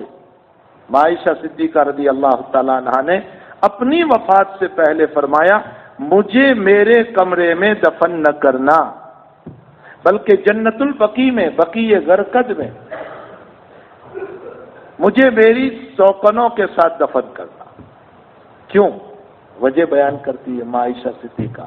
فرمایا میں اپنی برات اور اپنی شان بتلانا نہیں چاہتی ہوں کہ اگر یہاں مجھے کمرے میں دفن کیا گیا تو لوگ یوں باتیں کریں گے عائشہ کتنے اونچے مقام والی ہے کہ نبی کے قدموں میں اس کو جگہ مل گئی، بہت شان والی. فرمایا شان اعمال سے ہوتا ہے، شان جگہوں سے نہیں ہوتا. تواضع تو دیکھیے. اسی لیے ہمارے اکابر فرماتے ہیں ساری زندگی پیشانی رگڑتے رہو، ساری زندگی پیشانی رگڑتے رہو. آخری وقت میں بھی اگر اللہ تمہارے سجدے کو قبول کر لے بیڑا پار ہو جائے گا. ساری زندگی رگڑتے رہو. اللہ کے وہاں ناز نہیں چلتا، نیاز چلتا ہے. نیاز کھانے والا نہیں، نیاز کا معنی عاجزی، ورنہ نیاز کھانے والا تم سمجھ لو گے. نیاز کا معنی عاجزی. اللہ کے وہاں ناز اور نخرے نہیں چلتے، اللہ کے وہاں عاجزی چلتی، انکساری چلتی. مسلم شریف میں ایک روایت ہے، سنو غور سے. اللہ کے حبیب پاک صلی اللہ علیہ وسلم نے ایک صاحب کا واقعہ بیان فرمایا کہ وہ دیندار عبادت گزار تھا، اس نے ایک شرابی سے منہ چرایا اور اس کو حقیر سمجھا. یہ شرابی نالائق کمینہ، اسے کون ملاقات کرے. اللہ کی طرف سے اس زمانے کے وحی پر صحیح ترین مسلم کی روایت اللہ کے نبی بیان فرماتے ہیں. اللہ کی طرف سے اس زمانے کے نبی پر وحی آئی اور فرمایا کہ اس میرے نمازی بندے کو، عبادت گزار کو کہہ دو کہ تیرے تکبر کی وجہ سے ہم نے تیری ساری عبادتوں کو ضائع کر دیا، اور وہ جو شرابی تھا ہم اس کو توبہ کی توفیق دے کر جنت میں لے جائیں گے. او کما قال صلی اللہ علیہ وسلم. اسی لیے میرے بھائیوں، حقیقت یہ ہے کہ شراب کا نشہ تو کبھی اتر بھی جاتا ہے، پیسوں کا نشہ بھی اتر جاتا ہے. حالات آتے ہیں تو پیسوں کا نشہ بھی اتر جاتا ہے، بیماریاں آتی ہے تو پیسوں کا نشہ بھی اتر جاتا ہے. غرور تھا، لیکن جہاں کوئی بڑی بیماری آ گئی تو اب سب کو بلاتا ہے. شراب کا بھی اترتا ہے، پیسوں کا بھی اترتا ہے، لیکن عبادت کا نشہ بڑا خطرناک ہے. عبادت کا نشہ، دوسروں کو حقیر سمجھنا. نہیں میرے بھائیوں، کسی کو حقیر نہ سمجھو، اس کا کام برا ہے، وہ برا نہیں ہے. اگر میرے آقا بھی اس طرح لوگوں کو حقیر سمجھتے تو پھر مکہ والوں کو ایمان نصیب نہ ہوتا. آپ نے کفر کے دلدل میں پھنسے ہوئے کو سینے سے لگایا. عمرہ کرنے کے لیے حضرت گئے سن ہجری 7 میں. مکۃ المکرمہ پہنچے تو پوچھا کسی سے، خالد بن ولید نظر نہیں آتا مکے میں؟ تو خالد بن ولید کے بھائی جو ہیں ولید بن ولید، وہ مسلمان ہو گئے تھے. تو ولید بن ولید نے یوں کہا کہ حضرت میرے بھائی خالد کو آپ سے اتنی دشمنی ہے کہ آپ مکے میں آئے تو وہ مکہ چھوڑ کر چلا گیا کہ جب تک محمد مکے میں رہے گا میں مکے میں نہیں رہوں گا. آپ سے اتنی دشمنی. ایک طرف خالد کی بات دیکھو کہ نبی سے اتنی دشمنی کہ محمد جب تک مدینے میں رہیں گے میں نہیں رہوں گا. دوسری طرف حضرت کیا فرماتے ہیں؟ حضرت نے فرمایا خالد بہت اچھا ہے، بہت اچھا آدمی. فرمایا اگر وہ میرے پاس آ جائے تو میں اس کو اپنا سردار بنا دوں گا. کہا ان کی بات، کہا آقا کی بات. کسی نے یہ بات خالد بن ولید کو پہنچا دی. ادھر اللہ کے نبی چلے ہیں عمرۃ القضا کر کے واپس سن 7 میں، اور خالد بن ولید نکلے تو ادھر سے ایک اور آدمی نے آواز دی. کون تھے وہ؟ عمرو بن العاص. کہاں جا رہا ہے خالد؟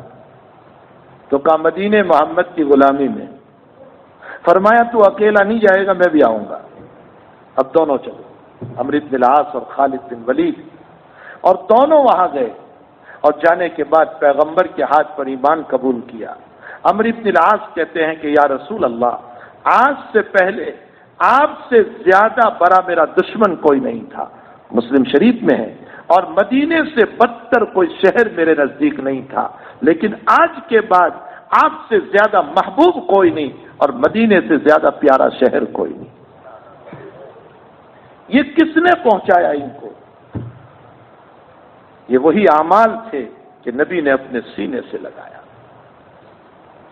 انسان برا نہیں ہوتا، انسان کے کام برے ہوتے. ہمیں چاہیے انسان کو برا نہ سمجھو، آج نہیں تو کل اللہ اس کو ہدایت دے گا. شراب چھوٹے گی، جوئے چھوٹیں گے، زنا چھوٹے گا، برائی چھوٹے گی، کبھی نہ کبھی چھوٹے گی، اور یہ اللہ کا پیارا بندہ بنے گا. ایسے واقعات موجود ہیں. فضیل ابن عیاض رحمت اللہ علیہ بہت بڑے ڈاکو انسان، بہت بڑے آپ کے حالات میں کہ بہت بڑے ڈاکو، اور اچانک رات میں چوری کے لیے جا رہے اور کان پر آواز آئی، کوئی پڑھ رہا ہے الم یأن للذین آمنوا ان تخشع قلوبهم لذکر اللہ. ابھی وہ وقت نہیں آیا کہ اللہ کے ذکر سے تمہارے دل کانپ جائیں. تمہارے دل لرز جائے، تم اللہ سے ڈر جاؤ، ابھی وہ وقت نہیں آیا۔ اور فضیل کہتے ہیں بس میں ڈر گیا میرے مالک سے، جو مال تھا وہ سب صدقہ کر دیا اور نکلے ہیں کسی اللہ والے کی تلاش میں، نتیجہ یہ ہوا کہ خود اللہ نے ان کو ولی کامل بنا دیا۔ کسی کو حقیر نہیں سمجھنا چاہیے، بہت بری بات ہے، یہ عبادت کا نشہ بڑا خطرناک ہے۔ تو خیر میں یہ کہہ رہا تھا میرے بھائیوں کہ دعا کے آداب ہیں، لیکن دعا کے ساتھ دوا بھی چاہیے۔ جہاں دعائیں کر رہے ہیں وہاں عمل بھی کرو۔ اللہ کے حبیب پاک صلی اللہ علیہ وسلم کو بھی یہ کہا گیا فَإِذَا فَرَغْتَ فَانْصَبْ، آپ کو فرمایا إِنَّ لَكَ فِي النَّهَارِ صَبْحًا طَوِيلًا، صبحًا کا معنی تیرنا۔ اللہ نے یہ لفظ اس لیے استعمال فرمایا کہ جیسے تیرنے والا انسان جب سمندر میں اپنے آپ کو ڈالتا ہے تو بیچ میں رکتا نہیں پھر کہ چلو بیچ میں تیرتے تیرتے چائے پانی کر لیں، ایسا کرتا ہے کوئی نہیں، وہ تو جب تیرنا شروع کرتا ہے تو اس کونے پر نکلے گا تبھی چائے پیے گا۔ اللہ کے نبی کے لیے اس لفظ کو بول کر اللہ نے اشارہ فرمایا میرے پیغمبر دن میں تو فجر سے لے کر رات تک مسلسل تیری محنت رہتی ہے دعوت و تبلیغ کے باب میں، حتیٰ کہ تجھے کبھی تو کھانا بھی نصیب نہیں ہوتا۔ ان لک فی النہار سبحا طویلا، تو اب تجھے کیا کرنا ہے؟ رات میں میرا قرآن پڑھنا ہے۔ نبی جیسے نبی کو بھی کہا گیا۔ میں اور آپ ہم کون ہوتے؟ آج ہمارا حال یہ ہو گیا کہ 40 دن جماعت میں کیا جا کر آئے یا گش میں کیا جا کر آئے یا 2-4 کتابیں کیا پڑھا، بہت تھک گیا ہوں میں تو، جیسے ساری دنیا کا بوجھ اسی پر آ گیا ہو۔ نبی سے بڑھ کر مبلغ کون؟ نبی سے بڑھ کر مدرس کون؟ نبی سے بڑھ کر امیر کون؟ نبی سے بڑھ کر شیخ کون؟ لیکن آپ کو بھی کہا گیا، حتیٰ کہ قرآن کے باب میں بھی آپ کو کہا گیا اتل ما اوحی الیک من الکتاب واقیم الصلاۃ، اے میرے پیغمبر اس قرآن کو پڑھیے آپ، جس پر قرآن اترا اس کو تلاوت کا حکم دیا گیا، پڑھیے اس قرآن کو۔ جب نبی کو پڑھنے کا حکم دیا گیا امت کو اور قرآن پڑھنا چاہیے۔ میں اس مسجد میں بیٹھ کر کہتا ہوں اتنا بڑا مجمع بیٹھا ہے، تلاوت قرآن کا ذوق ہمارا ختم ہو گیا، سوائے رمضان کے شاید کوئی پڑھتا ہو قرآن، جو 2-4 افراد ہوتے ہیں قرآن پڑھنے والے، ورنہ عموماً ہمارے جوانوں کا حال یہ ہے کہ وہ رمضان کے علاوہ قرآن نہیں پکڑتے، ہے کہ نہیں؟ یہ برائی ہمارے معاشرے میں، ہمارے معاشرے میں یہ برائی ہے۔ ہمارے اکابر کا حال یہ تھا کہ وہ صبح اٹھتے تھے تو پہلے ان کا ہاتھ قرآن پہ جاتا تھا، ان کی زبان سے اٹھتے ہوئے دعائیں نکلتی تھی۔ ہمارے جوان کا حال یہ ہے کہ اٹھتے ہی پہلے ہاتھ موبائل پر جا کر کے یہ میسج دیکھ رہا ہے کہ واٹس ایپ پر کیا آیا ہوا ہے، ابھی وضو نہیں کیا اور اس کا حال یہ ہے۔ انہی دنیا کی چیزوں نے ہمیں اپنے رب سے غافل کر دیا، اور ایسے غافل ہو گئے، ایسے غافل ہو گئے کہ نہ رات میں سونے کی دعا یاد رہی، وہ بھی موبائل دیکھتے دیکھتے سو جاتا ہے، کان میں ایئر فون لگا ہوا ہے، سن رہا ہے اور سنتے سنتے سو جاتا ہے۔ حدیث شریف میں آتا ہے جناب رسول اللہ صلی اللہ علیہ وسلم نے فرمایا انسان جب رات میں سوتا ہے، ادھر عشاء کی نماز نہیں پڑھی، رات میں سو گیا، شیطان اس کے کان میں پیشاب کرتا ہے، بخاری شریف کی روایت ہے۔ اس کا مطلب بے نمازی کا کان یہ شیطان کا ٹوائلٹ ہے۔ خوب سنو اس بات، بے نمازی کا کان یہ شیطان کی ٹوائلٹ ہے، وہ پیشاب کرتا ہے۔ اور جب رات صبح کا وقت ہوتا ہے تو شیطان ایک منتر پڑھتا ہے، بخاری شریف میں میرے نبی نے وہ منتر بھی بتایا، علیک لیل طویل، علیک لیل طویل، ارے سو جا، رات بہت لمبی ہے، ابھی تو 6 بجے اذان ہوئی ہے، 6:40 پر جماعت ہے نا، جو تو 2 کلاک آرام تھی، سو جا۔ اور پھر سلاتا ہے تو ایسا سلاتا ہے کہ آفتاب طلوع ہو جاتا ہے۔ ہمارے کتنے جوان وہ ہیں، کتنے، معاف فرمائے میرے بھائیوں، ہماری دکھتی رگ ہے۔ میں تمہارے دلوں کو دکھانا نہیں چاہتا، لیکن کم سے کم اپنے دکھی دل کی آواز تو تمہیں سنا دوں۔ ہمارے کتنے جوان وہ ہیں کہ جن کی زندگیاں پوری ہو گئی، طلوع آفتاب سے پہلے نہیں اٹھے ہیں۔ مسلم شریف میں روایت ہے جس نے فجر کی نماز پڑھی فذمۃ اللہ وذمۃ رسول اللہ، اللہ کہہ رہا ہے جس نے فجر کی نماز پڑھی، اللہ کہتا ہے وہ میرے ذمے میں آ گیا اور میرے رسول کے ذمے میں آ گیا، اور جس نے فجر کی نماز نہیں پڑھی اللہ کہتا ہے میں اس کی ذمہ داری نہیں لیتا ہوں۔ آپ بتائیں جس کی ذمہ داری اللہ نہیں لے گا کیا اس کی حفاظت ہو سکتی ہے؟ رات میں سوئے تو ایسے سوئے کہ دعا بھی پڑھنا بھول گئے، حالانکہ اللہ کے حبیب نے تو یہ بھی فرمایا تھا تسبیح بھی پڑھنا۔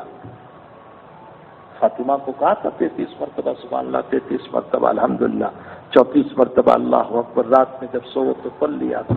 ہمارے نبی نے تو یہ بھی کیا تھا کہ سورہ ناس، سورہ فلق، سورہ اخلاص خود نبی کا عمل تھا کہ رات میں جب سوتے تھے تو سورہ ناس، سورہ فلق، سورہ اخلاص ان تینوں سورتوں کو پڑھ کر ایک ایک مرتبہ ہاتھ پر دم فرماتے تھے اور یوں پھیر لیتے تھے۔ روایت میں ہے کہ جس دن صبح کو حضرت کا انتقال ہوا پیر کو، اس کی اگلی رات عائشہ صدیقہ فرماتی ہے اتوار کی رات کہ اللہ کے نبی اتنے بیمار کہ بے ہوشی آ رہی اور حضرت سے رات میں پڑھا نہیں گیا، تو عائشہ کہتی ہے میں نے پڑھا، اس لیے کہ نبی کا معمول تھا۔ عائشہ کہتی ہے میں نے پڑھا اور میں نے پڑھ کر نبی کے ہاتھ پر دم کیا، میرے ہاتھ پر نہیں، نبی کے ہاتھ پر۔ کیوں؟ فرمایا اس لیے نبی کے ہاتھ پر دم کیا کہ نبی کے ہاتھ میرے ہاتھ سے افضل ہے، اور پھر نبی کے ہاتھ کو آپ کے بدن پر میں نے پھیر دیا۔ آخری دن بھی حضرت کا یہ معمول رہا، ہم رات میں نہ تسبیح نہ صورتوں کا پڑھنا۔ اللہ کے نبی نے فرمایا بستر پر آؤ آیت الکرسی پڑھ لیا کرو، بستر پر آؤ اللہم بسمک اموت و احیا پڑھ لیا کرو، بستر پر آؤ اللہم انی وجہت وجہی الیک وفوضت امری الیک والجأت ظہری الیک لا ملجأ ولا منجأ منک الا الیک آمنت بکتابک الذی انزل وبنبیک الذی ارسل۔ اس دعا کو پڑھ لو۔ چلو یہ لمبی چوڑی دعا تم کو یاد نہیں ہوگی، سورہ ناس فلق اخلاص تو یاد ہے، آیت الکرسی تو یاد ہے، بسم کا اموت و احیا تو یاد ہے، یہ تو پڑھ لیا کرو۔ لیکن ایئر فون لگا کر کے گائنوں میں لگا ہوا ہے اور اسی حالت میں سو جاتا ہے۔ میرے بھائیوں، میرے ان جوانوں سے میں سوال کرتا ہوں، اگر رات میں تیری روح کو کھینچنے کے بعد واپس نہیں کی اور تیری موت آ گئی تو بتا کس عالم میں اللہ کے پاس جائے گا؟ ہمارے حضرت شیخ رحمۃ اللہ علیہ مولانا محمد زکریا صاحب رحمۃ اللہ علیہ بات فرمایا کرتے تھے کہ اگر عشاء کی نماز پڑھے بغیر تو رات میں سو گیا اور رات میں موت ہو گئی اور اللہ نے صرف تجھے اتنا پوچھا آج عشاء کی نماز تو نے کیوں نہیں پڑھی، ساری زندگی نہیں، صرف آج کی رات، فرمایا بندے تیرے پاس کوئی جواب نہیں ہو سکتا ہے۔ تو حقیقت یہ ہے کہ اپنی اولاد کی فکر کی بہت ضرورت ہے۔ خیر میں یہ کہہ رہا تھا کہ ابراہیم علیہ السلام دیکھا اللہ تو دینے پر آئے ہیں کہ امام بنا رہے ہیں مجھ کو، تو ابراہیم علیہ السلام نے فرمایا وَمِن ذُرِّيَّتِي، اللہ میری اولاد کو سب کو ہی تو نبی بنا دینا۔ تو اللہ نے کیا فرمایا؟ انی لا ینال عہد الظالمین، میں کافروں کو نبوت نہیں دیتا ہوں۔ ظالمین کافر، یہ تو بہت بڑا مقام ہے۔ اب آگے ابراہیم علیہ السلام دعا کر رہے ہیں، اے اللہ مکہ میں پھل فروٹ عطا فرما، لیکن وہ اللہ نے کہا تھا نا کہ میں ظالمین کو نبوت نہیں دیتا، تو ابراہیم یہاں ڈرتے ڈرتے دعا کر رہے ہیں، اے اللہ مومنوں کو کھانا عطا فرما، یا مومنوں کی خود ہی قید لگا دی۔ تو اللہ تعالیٰ نے فرمایا یہاں مومن کی قید نہ لگا کھانے پینے میں، ومن کفر، فرمایا کھانا پینا تو میں کافروں کو بھی دیتا ہوں، یہ تو کافروں کو بھی دیتا ہوں، کھانے پینے کا کوئی مسئلہ نہیں۔ تو میرے بھائی اولاد کھاتی پیتی ہو جائے یہ کیا بات ہے، کھانا پینا تو ان کو بھی مل رہا ہے، غیر مسلم کو بھی اللہ دے رہا ہے، کھانا پینا یہ کوئی چیز نہیں۔ قرآن کریم میں ہے ربنا حب لنا من ازواجنا وذریاتنا قرۃ اعین، اے اللہ میری بیوی کو، میرے بچوں کو، یا بیوی دعا کرے تو میرے شوہر کو، میرے بچوں کو میری آنکھوں کی ٹھنڈک بنا دے۔ حسن بصری سے کسی نے پوچھا کہ آنکھوں کی ٹھنڈک کا کیا مطلب، آنکھوں کی ٹھنڈک کیا مطلب آنکھوں؟ تو حسن بصری رحمت اللہ علیہ نے فرمایا کہ ماں باپ کے سامنے اولاد دیندار بن جائے، نمازی بن جائے، تقوی والی بن جائے. یہ ہے ماں باپ کی آنکھوں کی ٹھنڈک.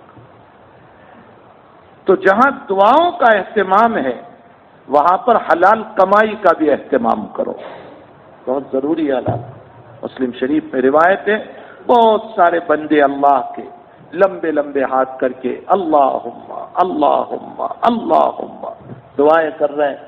وَمَشْرَبَهُ وَمَطْعَمَهُ حرام وَمَشْرَبَهُ حرام وَمَلْبَسَهُ حرام فَأَنَّى يُسْتَجَابُ لَهُ. کھانا بھی حرام، پینا بھی حرام، لباس بھی حرام. اللہ اس کی دعا کہاں سے قبول کرے گا؟ حلال روزی کھاؤ. یہ زمین، یہ مکان جو میرا غصب کیا ہوا ہے، میراث میں بہنوں کو حصہ نہیں دیا، یہ جو میں نے غصب کیا، پڑوسی کا حق دبایا، میں نے غصب کیا، یتیم بیوہ معذورین کا لے لیا، میں نے غصب کیا. میرے بھائیوں، ہم قبر میں ہوں گے، ہماری اولاد مزے کرے گی اور اللہ کے عذاب کو ہمیں برداشت کرنا ہوگا. دعاؤں کے آداب. خیر، میں نے یہ بات اس لیے کہی، یہ تو بات سے بات چل پڑی ہے کہ قرآن کریم کو سمجھنے کی ضرورت ہے. میں نے اسی میں سے یہ سورت پڑھی ہے، میں اس سورت کو مختصر طور پر سمجھاؤں. تعالیٰ جل شانہ فرماتے ہیں وَيْلٌ لِكُلِّ هُمَزَةٍ لُمَزَةٍ. ہلاکت اور بربادی ہے ان تمام لوگوں کے لیے جو غیبت کرنے والے ہیں اور تانا دینے والے. ہمزہ غیبت کرنے والے، لمزہ تانا دینے والے. روایتوں میں ہے کہ ویل جو ہے وہ جہنم کا ایک طبقہ ہے. جیسے جنت میں ہے نا 1 2 3 4 اور سب سے اعلیٰ جنت الفردوس، اسی طرح جہنم میں بھی طبقے. کسی طبقے کا نام حطمہ، کسی طبقے کا نام ویل، کسی طبقے کا نام لظا. قرآن میں یہ سارے نام ہیں. انہا لظا نزاعۃ للشوی تدعو من ادبر وتولی وما ادراک ما الحطمہ. یہ سب نام ہے. اور ویل جو طبقہ ہے نا، ویل وہ بڑا خطرناک طبقہ ہے. روایتوں میں ہے کہ خود ویل طبقے کے اندر جو آگ ہے وہ خود پناہ مانگتی ہے اللہ سے. اتنا خطرناک وہ طبقہ ہے، اتنا خطرناک. قرآن میں ایک جگہ یہ لفظ اور بھی آیا وَيْلٌ لِّلْمُطَفِّفِينَ إِذَا اكْتَالُوا عَلَى النَّاسِ يَسْتَوْفُونَ وَإِذَا كَالُوهُمْ أَوْ وَزَنُوهُمْ يُخْسِرُونَ. ہلاکت ہے، بربادی ہے. ویل میں جانے والے ہیں وہ لوگ جو لینے پر آتے ہیں تو پورا لیتے ہیں اور دینے پر آتے ہیں تو ڈنڈی مار دیتے ہیں. آج ایسا ہی ہے، اپنا حق پورا لیکن دینے کا. بہن سے اپنا حق پورا لیں گے لیکن بہن کو کم دیں گے.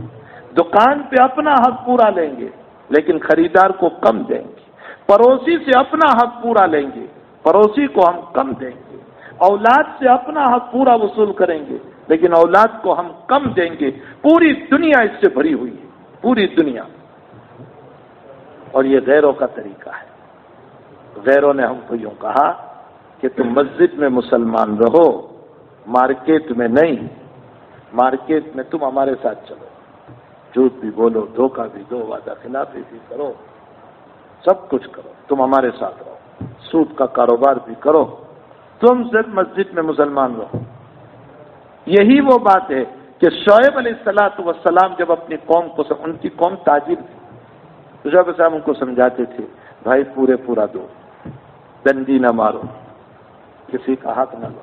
روزانہ 1 گرام اگر آپ نے کم دیا، مان لو دکاندار اس کو 1 گرام کر دیا، اس کو 1 گرام، اس کو 1 گرام، شام تک میں 100 گرام ہم نے 100 خریداروں کے ضبط کر لیے. 100 گرام روزانہ کے 100 گرام دیکھ لو اور پھر نہ معلوم کتنے انسانوں کے 100 گرام ہم نے لے لیے. اب آپ بتائیے ہماری قبر جہنم بنے گی یا نہیں بنے گی؟ ویل بہت خطرناک. اللہ کہتا ہے اپنا حق لیتے ہو تو پورا، دوسروں کا دینے کا آتا ہے تو ڈنڈی مار دو.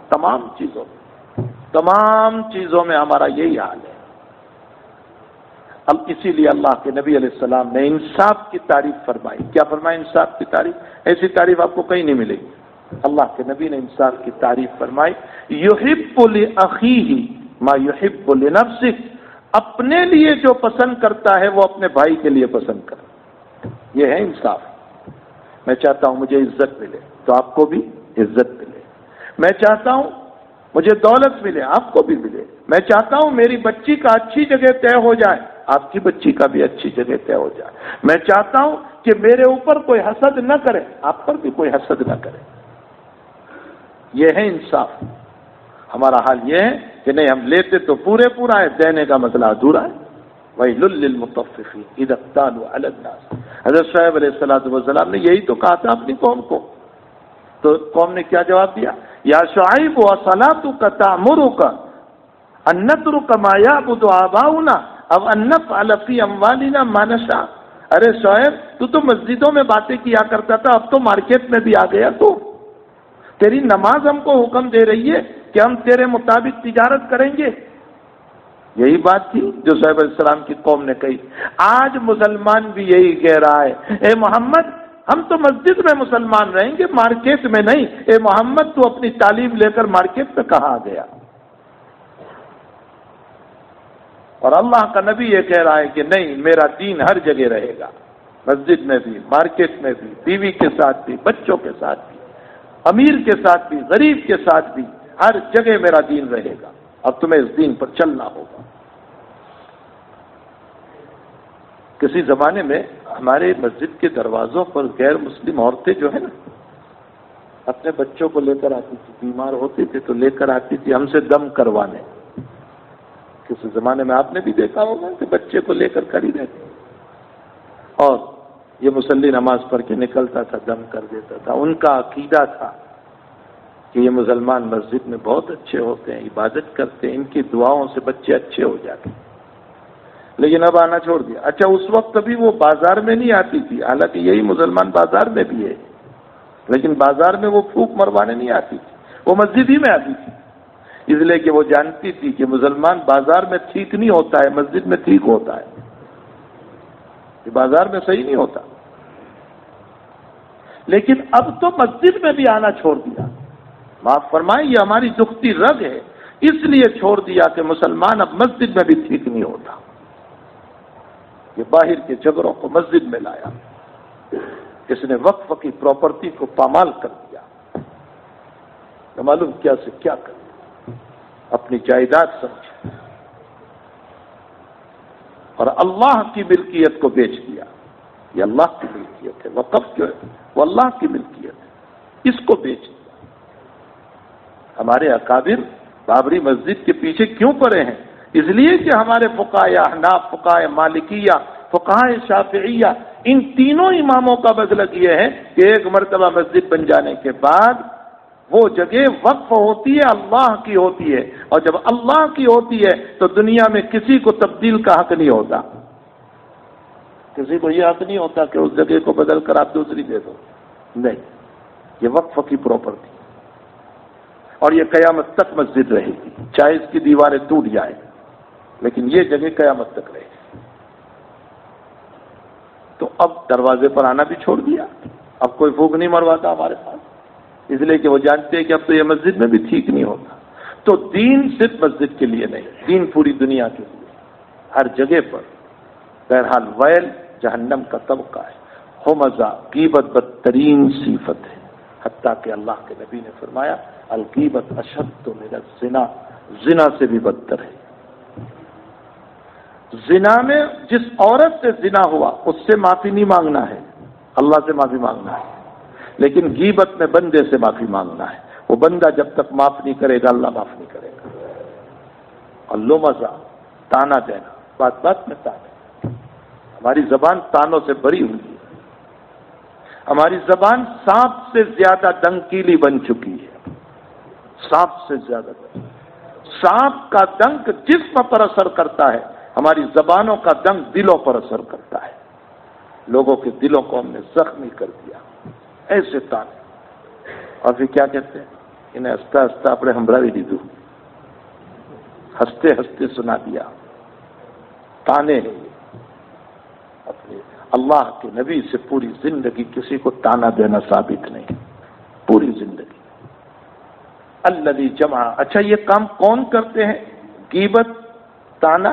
الذی جمع مالا وعددا، جن کے پاس مال بہت آیا اور مال گنتے ہیں، گویا ان کو اپنے مال پر غرور، تکبر، پراؤڈ، نشہ۔ الذی جمع مالا یحسب ان مالہ اخلد، اس کا گمان یہ ہے کہ میرا مال میرے پاس ہمیشہ رہے گا۔ نہیں میرے بھائیو، مال تو ڈھلتی چھاؤ ہے۔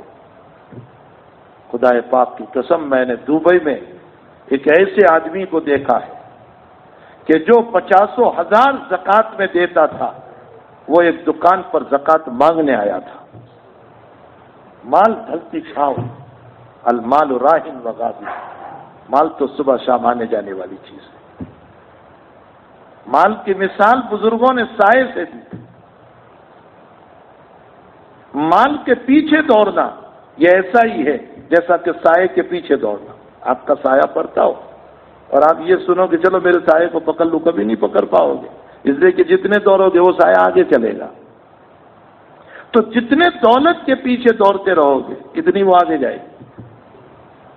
اسی لیے قرآن کریم میں تعالیٰ جل شانہ نے فرمایا یحسبہ الظمآن ماء حتی اذا جاءہ لم یجدہ شیئا ووجد اللہ عندہ فوفاہ حسابہ واللہ سریع الحساب۔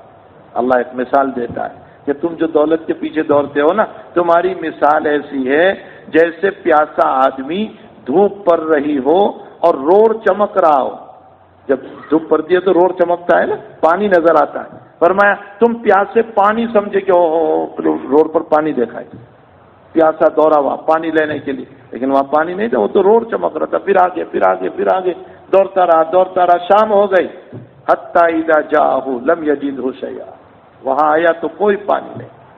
ووجد اللہ عندہ، اسی طرح پوری دنیا میں دوڑتے رہے، یہاں سے ملے یہاں سے ملے یہاں سے ملے یہاں سے ملے، ادھر سے دوڑا ادھر سے دوڑا، اور سب تھوڑا سورسی صبح کروا جھاپڑے،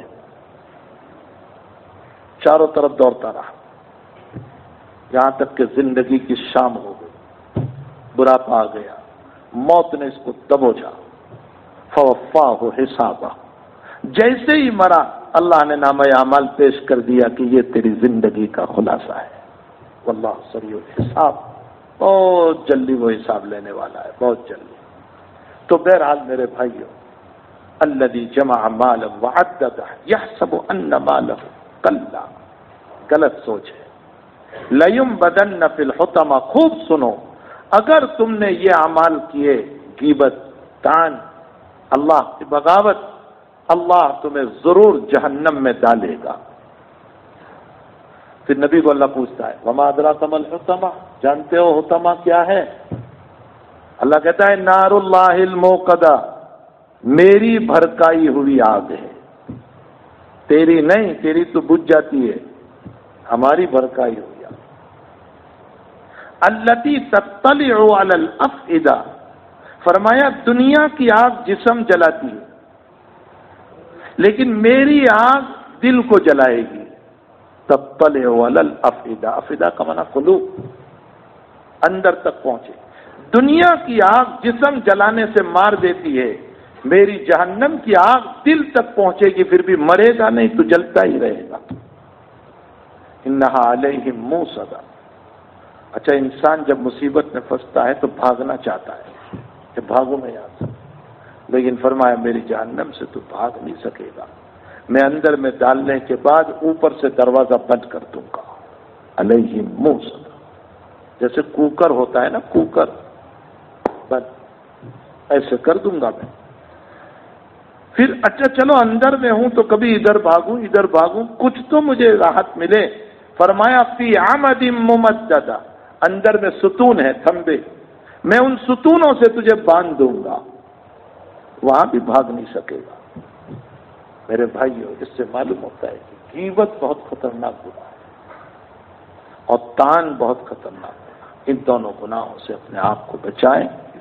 آج ہماری زندگی اسی میں جاری ہے، غیبتوں میں، طعنہ دینے میں، ملامتوں میں، اسی میں ہماری زندگی گزر رہی ہے۔ اللہ جل شانہ اس خطرناک گناہ سے ہماری حفاظت فرمائے، اب تعالیٰ برائیوں سے ہماری حفاظت فرمائے، اخلاق رذیلہ سے ہماری حفاظت فرمائے اور اخلاق حمیدہ سے ہم سب کو متصف فرمائے۔ یہ چند باتیں ذہن میں آئی قرآن حدیث کی روشنی میں جو میں نے آپ کو بتا دی۔ اللہ مجھے بھی، آپ کو بھی، ہم سب کو عمل کی توفیق عطا فرمائے۔ وصلی اللہ علی النبی الکریم، الحمدللہ رب العالمین، والعاقبۃ للمتقین، والصلاۃ والسلام علی سید الانبیاء والمرسلین وعلی آلہ وصحبہ اجمعین۔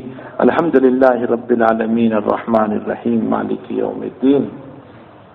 الحمد لله الذي أنزل على عبده الكتاب ولم يجعل له عوجا قيما لينذر بأسا شديدا من لدنه ويبشر المؤمنين قل هو الله أحد الله الصمد لم يلد ولم يولد ولم يكن له كفوا أحد اللهم صل وسلم دائما أبدا على حبيبك خير الخلق كلهم۔ اللہ گناہوں کو معاف فرما، قصوروں سے درگزر فرما، سیاہ کاریوں سے معافی عطا فرما، غیبت سے، لعن طعن سے، چغلی سے، بہتان سے اللہ ہم سب کی حفاظت فرما، ہمارے قلوب کو مجلہ منور فرما، نور سے بھرپور فرما، ذکر کی مستی عطا فرما، تلاوت کی مزہ عطا فرما، نماز میں مزہ عطا فرما، سجدوں میں مزہ عطا فرما، تیری یادوں میں مستی عطا فرما۔ اے اللہ بیماروں کو شفا عطا فرما، مرحومین کی مغفرت فرما، پریشان حالوں کی پریشانیوں کو دور فرما، بے قصور قید و بند میں ہے رہائی نصیب فرما، غلط مقدمات میں ہے نجات عطا فرما، اس مجمع پر خصوصی توجہ عطا فرما۔ اے اللہ اس پورے مجمع کو معاف فرما، عورتوں کو بھی معاف فرما، مردوں کو بھی معاف فرما، اس بستی سے صلحاء پیدا فرما، علماء پیدا فرما، دین کے داعی پیدا فرما، راتوں میں رونے والے پیدا فرما۔ اے اللہ حفاظ کرام پیدا فرما، اے اللہ بے اولادوں کو اولاد عطا فرما، اولاد والوں کی اولادوں کو نیک صالح مطیع فرما بردار بنا۔ اللہ جو مانگا اپنے فضل سے عطا فرما، نہیں مانگا اپنے فضل سے نصیب فرما، ہماری دعاؤں کو اپنے فضل و کرم سے قبول فرما۔ اللہم صلی وسلم دائما ابدا علی حبیبک خیر الخلق کلہم وصلی اللہ علی النبی الکریم برحمتک یا ارحم۔ السلام علیکم ورحمۃ اللہ۔ مسافر میں دیر ہو جائے گی۔